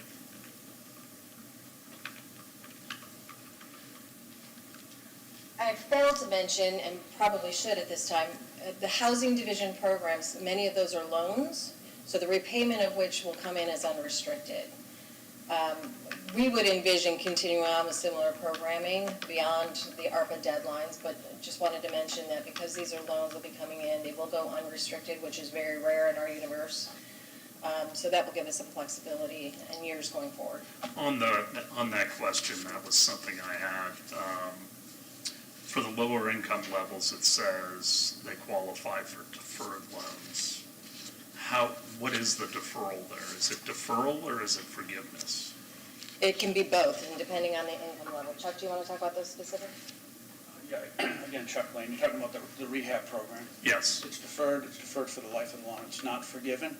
But when that happens, once it reaches 20 years, it automatically forgives per statute. But it's not intended to be forgiven. In other words, it stays. But it gets forgiven if it's deferred for 20 years. If they're there for 20 years, we can no longer enforce the note. Okay. But if they were to sell their home, that repayment of that debt is then collected. Right. Okay. Other questions or comments? So what I didn't hear, I don't think, is what we're going to do with the $161,000 and change that Vice Mayor Beckman brought up. So I don't know if that's something that's being decided. I will mention that I will not be here on Thursday. The city manager or others, I'm sure, would be very adept at delivering this message as well. I don't know if you want to hear it or if this is something that can go on. I think we can decide it today. I mean, my personal opinion still is that we cover our own administrative costs, and then I'm fine with the interest going back in, even though we could take that interest and put it back into the general fund. I'm fine with putting it back into, the 3 programs, but I want to cover our costs first, and I don't think that's unreasonable. I agree with that.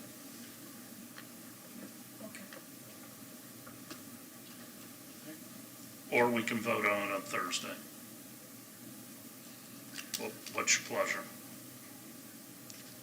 I think that's fine. I mean, if we cover our costs with it, it's the same thing as, again, maybe it's the same thing as putting a limit of 10%, right? On our administrative costs, you're just pulling it out of the interest bucket first. Is that right? Right, we're gonna cover our own expenses. That's I don't think that's unreasonable. Yeah. Okay? Thank you so much. So we have consensus. All right. Anything else, Mr. Margolis? Anything else, Mr. Jennings? Yeah, just a couple of items. I know we're running behind. I wanted to let the council know and the public know that Theron Colbert, who works for the Jacksonville Power and Light Company, has agreed and has signed an agreement to become the next director of the gas corporation. I also want to introduce Dan Mirabili. Dan, do you mind standing? This is our Public Works Director. I have not had a chance to introduce him to all of you. So I did want to do that. Like you, I want to thank Earl Gloucester, but there will be more time to do that. And then finally, I just want to thank city staff for moving so quickly to put up the new Phillies sign on the old courthouse. We did not have that sign, but frankly, Joel's team, Earl's team, and Jim Halios at Parks and Recreation did a fantastic job of getting the signage up in recognition of the National League champions, as well as their work in the World Series. Thank you, Mr. Jennings. I asked for the new City Hall to be put back on the agenda again, and I want to make sure that this, and I see some library staff here, that this is not construed as an attack on our library system. Rather, I still believe we are making a mistake by building the new City Hall, which today is budgeted at $34 million, but we have examples of Largo going from 62.4 to 81 million, a 30% delta.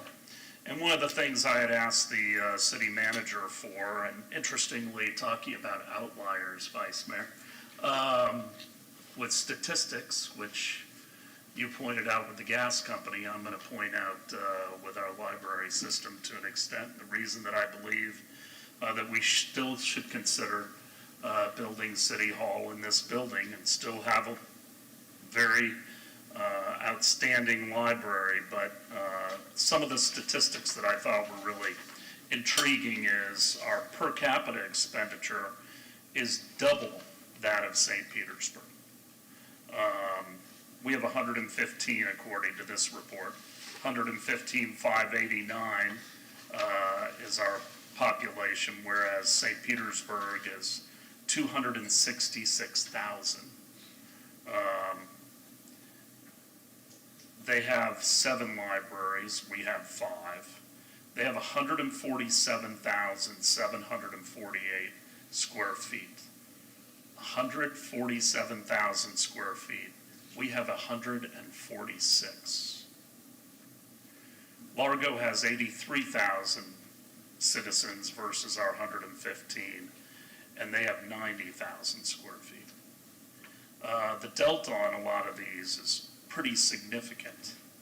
And the reason I raise this is I don't think 34 million will be the final number.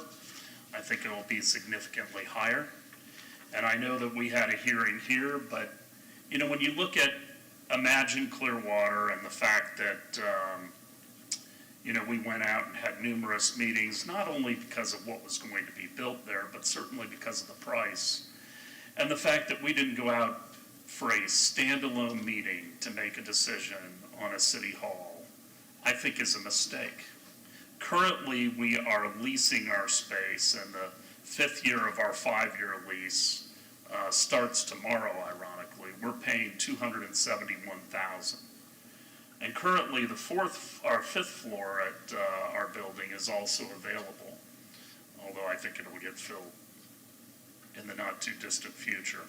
But even if we were paying $542,000 for that space and doubling our space over at the 600 building, that would represent 1.59% of the $34 million that we're going to spend on a new city hall. I believe in spending money in public spaces like parks and recreation centers and libraries, because that's what the citizens really utilize. But using it for a space that a lot of people will never set foot in, I think is a waste of resources. And I think one of the things that people get caught up on with cities is them not being creative and looking outside the box and following all the other municipalities. These statistics on this sheet are startling. They're way beyond the parameters of other municipalities when you make comparisons, talking about outliers. And you can't have the outliers in one area and not on others. So, you know, we're spending 3 times what Dunedin is. Largo is 48% less on the bottom line. It's just significant, and I just think we should have had a full-blown public meeting to make the decision to inform our own decision on City Hall. But I know once that design is done, that there will be, even though you're never supposed to take into account sunk costs, once we've spent the money on the architectural drawings and everything else, it is a fait accompli, almost regardless of what the price is going to be. And I just want on the record that I think it is a terrible mistake. Councilmember Buck. I think the money we're spending on Imagine Clearwater is stunning. The money that the Phillies will be asking for is jaw-dropping. That happens. I don't think it's unreasonable for a city to have a city hall. And one of the benefits of the new city hall when it was first pitched, at least, you know, when we got on the council, was now we've got part of the staff at the bank building, but we're not all together. If we had a city hall, everyone would be together in that building as part of the entire complex there for the city. That seems like a reasonable and good investment for the city for the future. I'm not sure that having City Hall on the waterfront is the best and highest use of this building. And, as far as the footage of libraries, I'm okay with increasing the footage for libraries. I'd hate to see the library decreased because we're trying to save a few bucks on a building that we really should own. Well, I would retort that none of the people in City Hall are going to be in the MSP nor vice versa. We had the City Hall at its existing site for decades and had the MSP people separated. It's not terrible for people to walk a couple blocks. And while you didn't live in Clearwater when this library was envisioned, it was never supposed to be 90,000 square feet. The Library Foundation committed to raising $5 million, which unfortunately did not occur. And it was built to 90,000 square feet. It was 24,000 square feet more than was originally envisioned in 2000. And back then, I would argue libraries were a very different thing than they are today. I was living in Clearwater in 2000. Were you in 99? That's when it was designed. I moved here at the end of 99. That's what I thought. Okay.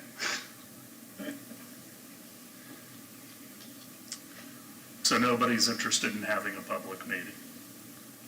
Councilmember Albright. Okay. When you first brought up this concept, I was thinking, because I've always been thinking that,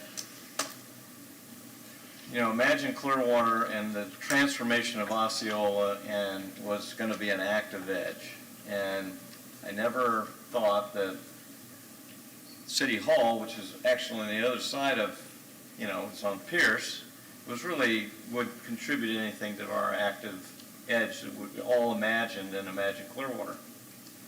So that's why I was against moving the City Hall here, because it was like, we should move it off the bluff. First of all, I don't think we need to have a Taj Mahal overlooking the water.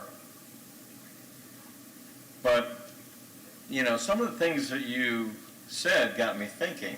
And I was thinking of doing away with the library, because the first time you mentioned it, it was like, we can build a library somewhere else, put City Hall here.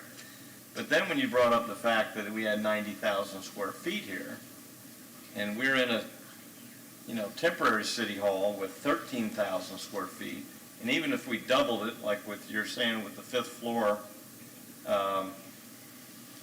that's 26,000 square feet. So if we took 26,000 square feet out of this 90,000 foot library, you got 64,000 feet left over for library and museum, or, things that I thought would still work here as an active edge. So I did some calculations too on the list that you gave me, and just figuring out what the square footages are for the libraries in the 5 communities here. We've got 5 libraries and 146,492 square feet. That's 29,259 square feet per library, which almost fits in. It's actually the third behind St. Pete and Tampa. Tampa, Hillsborough, they got 29 libraries, 20,338 per, I'm saying an average per library. They're making it work with 20,000 feet. So 64,000, the balance of what would be left over if we move City Hall here, is 3 times what Tampa and St. Pete have. 21,000 for St. Pete. I never really thought of it that way in that context. We got plenty of room for an active edge here with the combination of City Hall here. My one concern, though, would be, where do we park? Where do we park people that come here? And I know now we do park them out in the street, and we park them pretty much full, but we're using it across the street as well. Would that still happen? Do we have enough parking here if we had full-time city offices here? Would they walk from the, 2 or 3 blocks? I mean, have you thought of that aspect? That's the only thing No, that's we still have concerning. to solve a parking problem. Yeah. I think But we- there's lands around here that we've And I been think talking about anyway.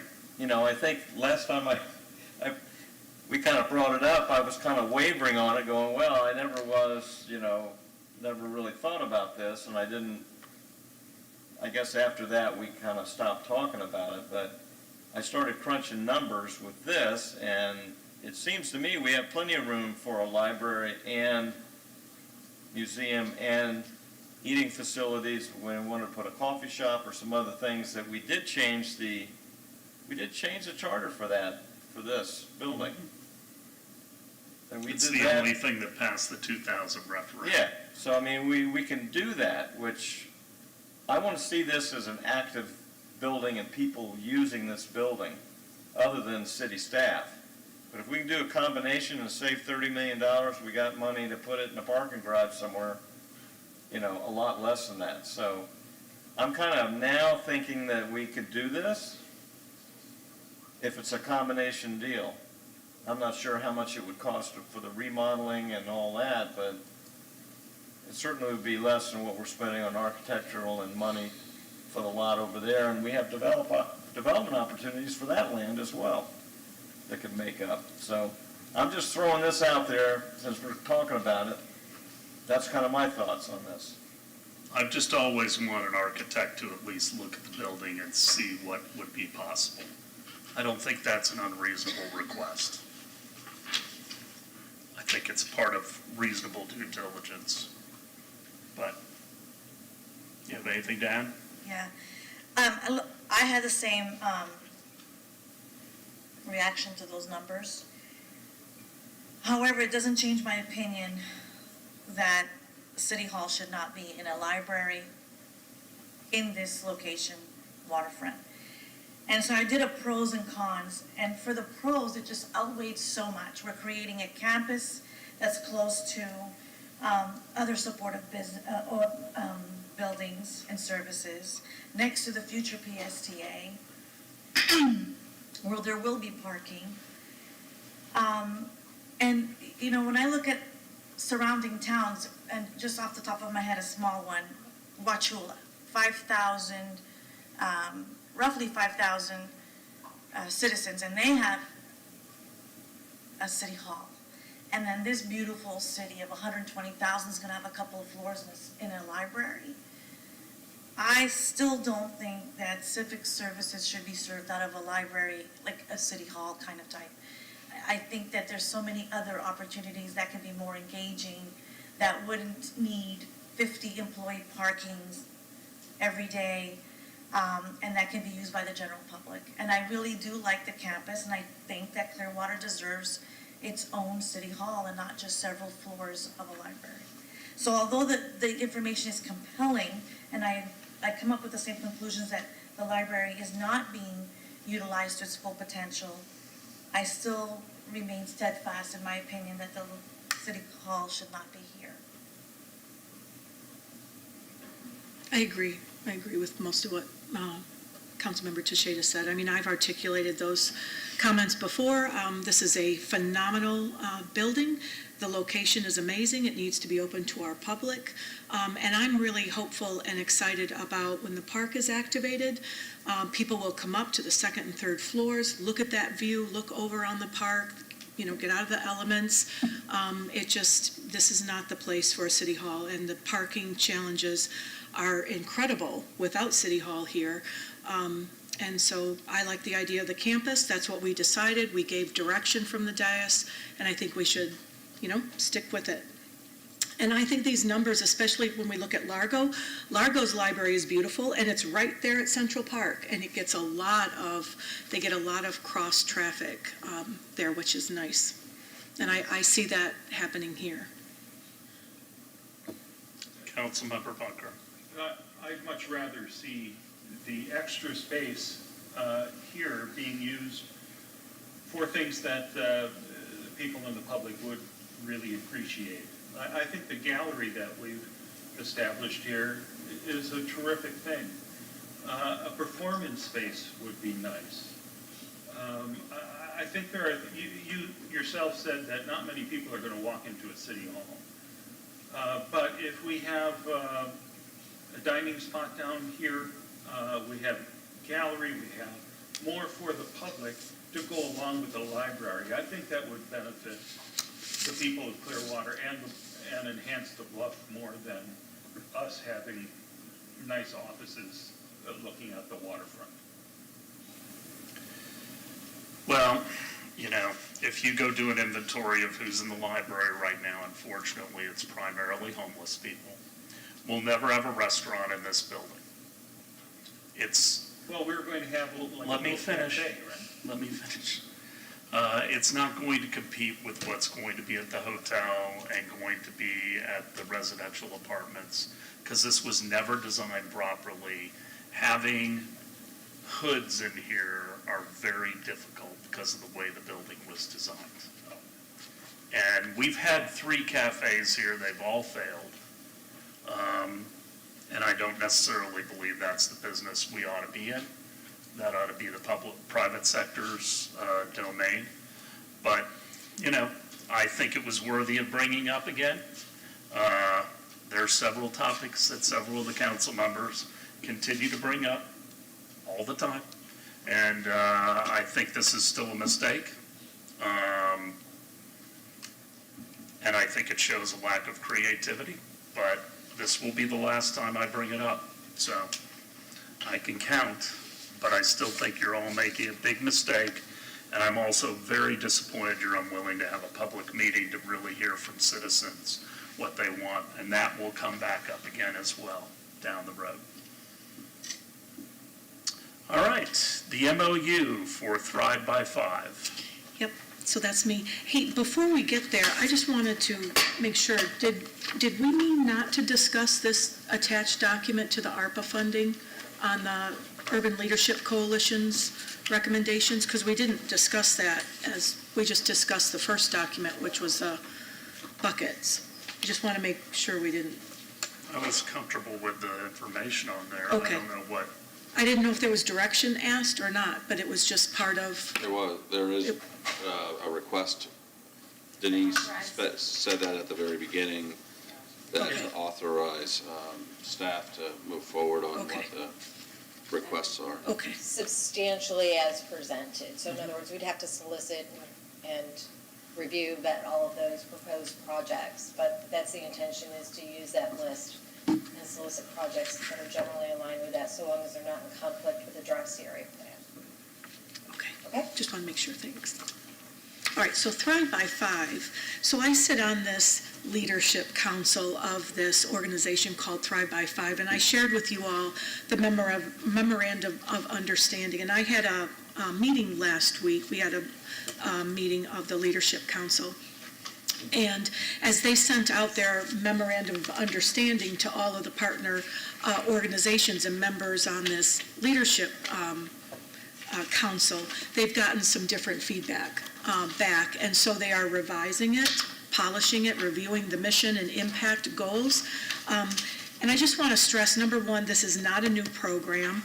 This Thrive by 5 is, we're describing it as a convener to bring together service providers for children and families. There are about 25 organizations within the county that can impact a child's readiness for kindergarten. That's what Thrive by 5 years old means. And so what we are developing is a one-pager that articulates the goals to advance that work of kindergarten readiness. You should know that Pinellas in the state, in Pinellas County in our state, leads in making progress with kindergarten readiness. So we are doing well, but our numbers are not super positive compared to nationally, but we have benchmarks against ourselves. What's interesting is, as it's been explained to me, and we said on the meeting, is that Pinellas is rich in resources, but very poor in engagement. And so this Thrive by Five organization, their goal is to get out the message that these are the programs that are available to families, to children, to get your child ready for kindergarten and learning. So the function is going to be to amplify and accelerate the opportunities for improving readiness for school. And that's everything from parent education, improving childcare, safety and trauma recovery, nutrition, health, all that stuff. So I'm not asking you for anything right now. I just wanted to give you an update so it's on your radar. And this will probably, I'll probably share a polished memorandum of understanding and ask us to sign on.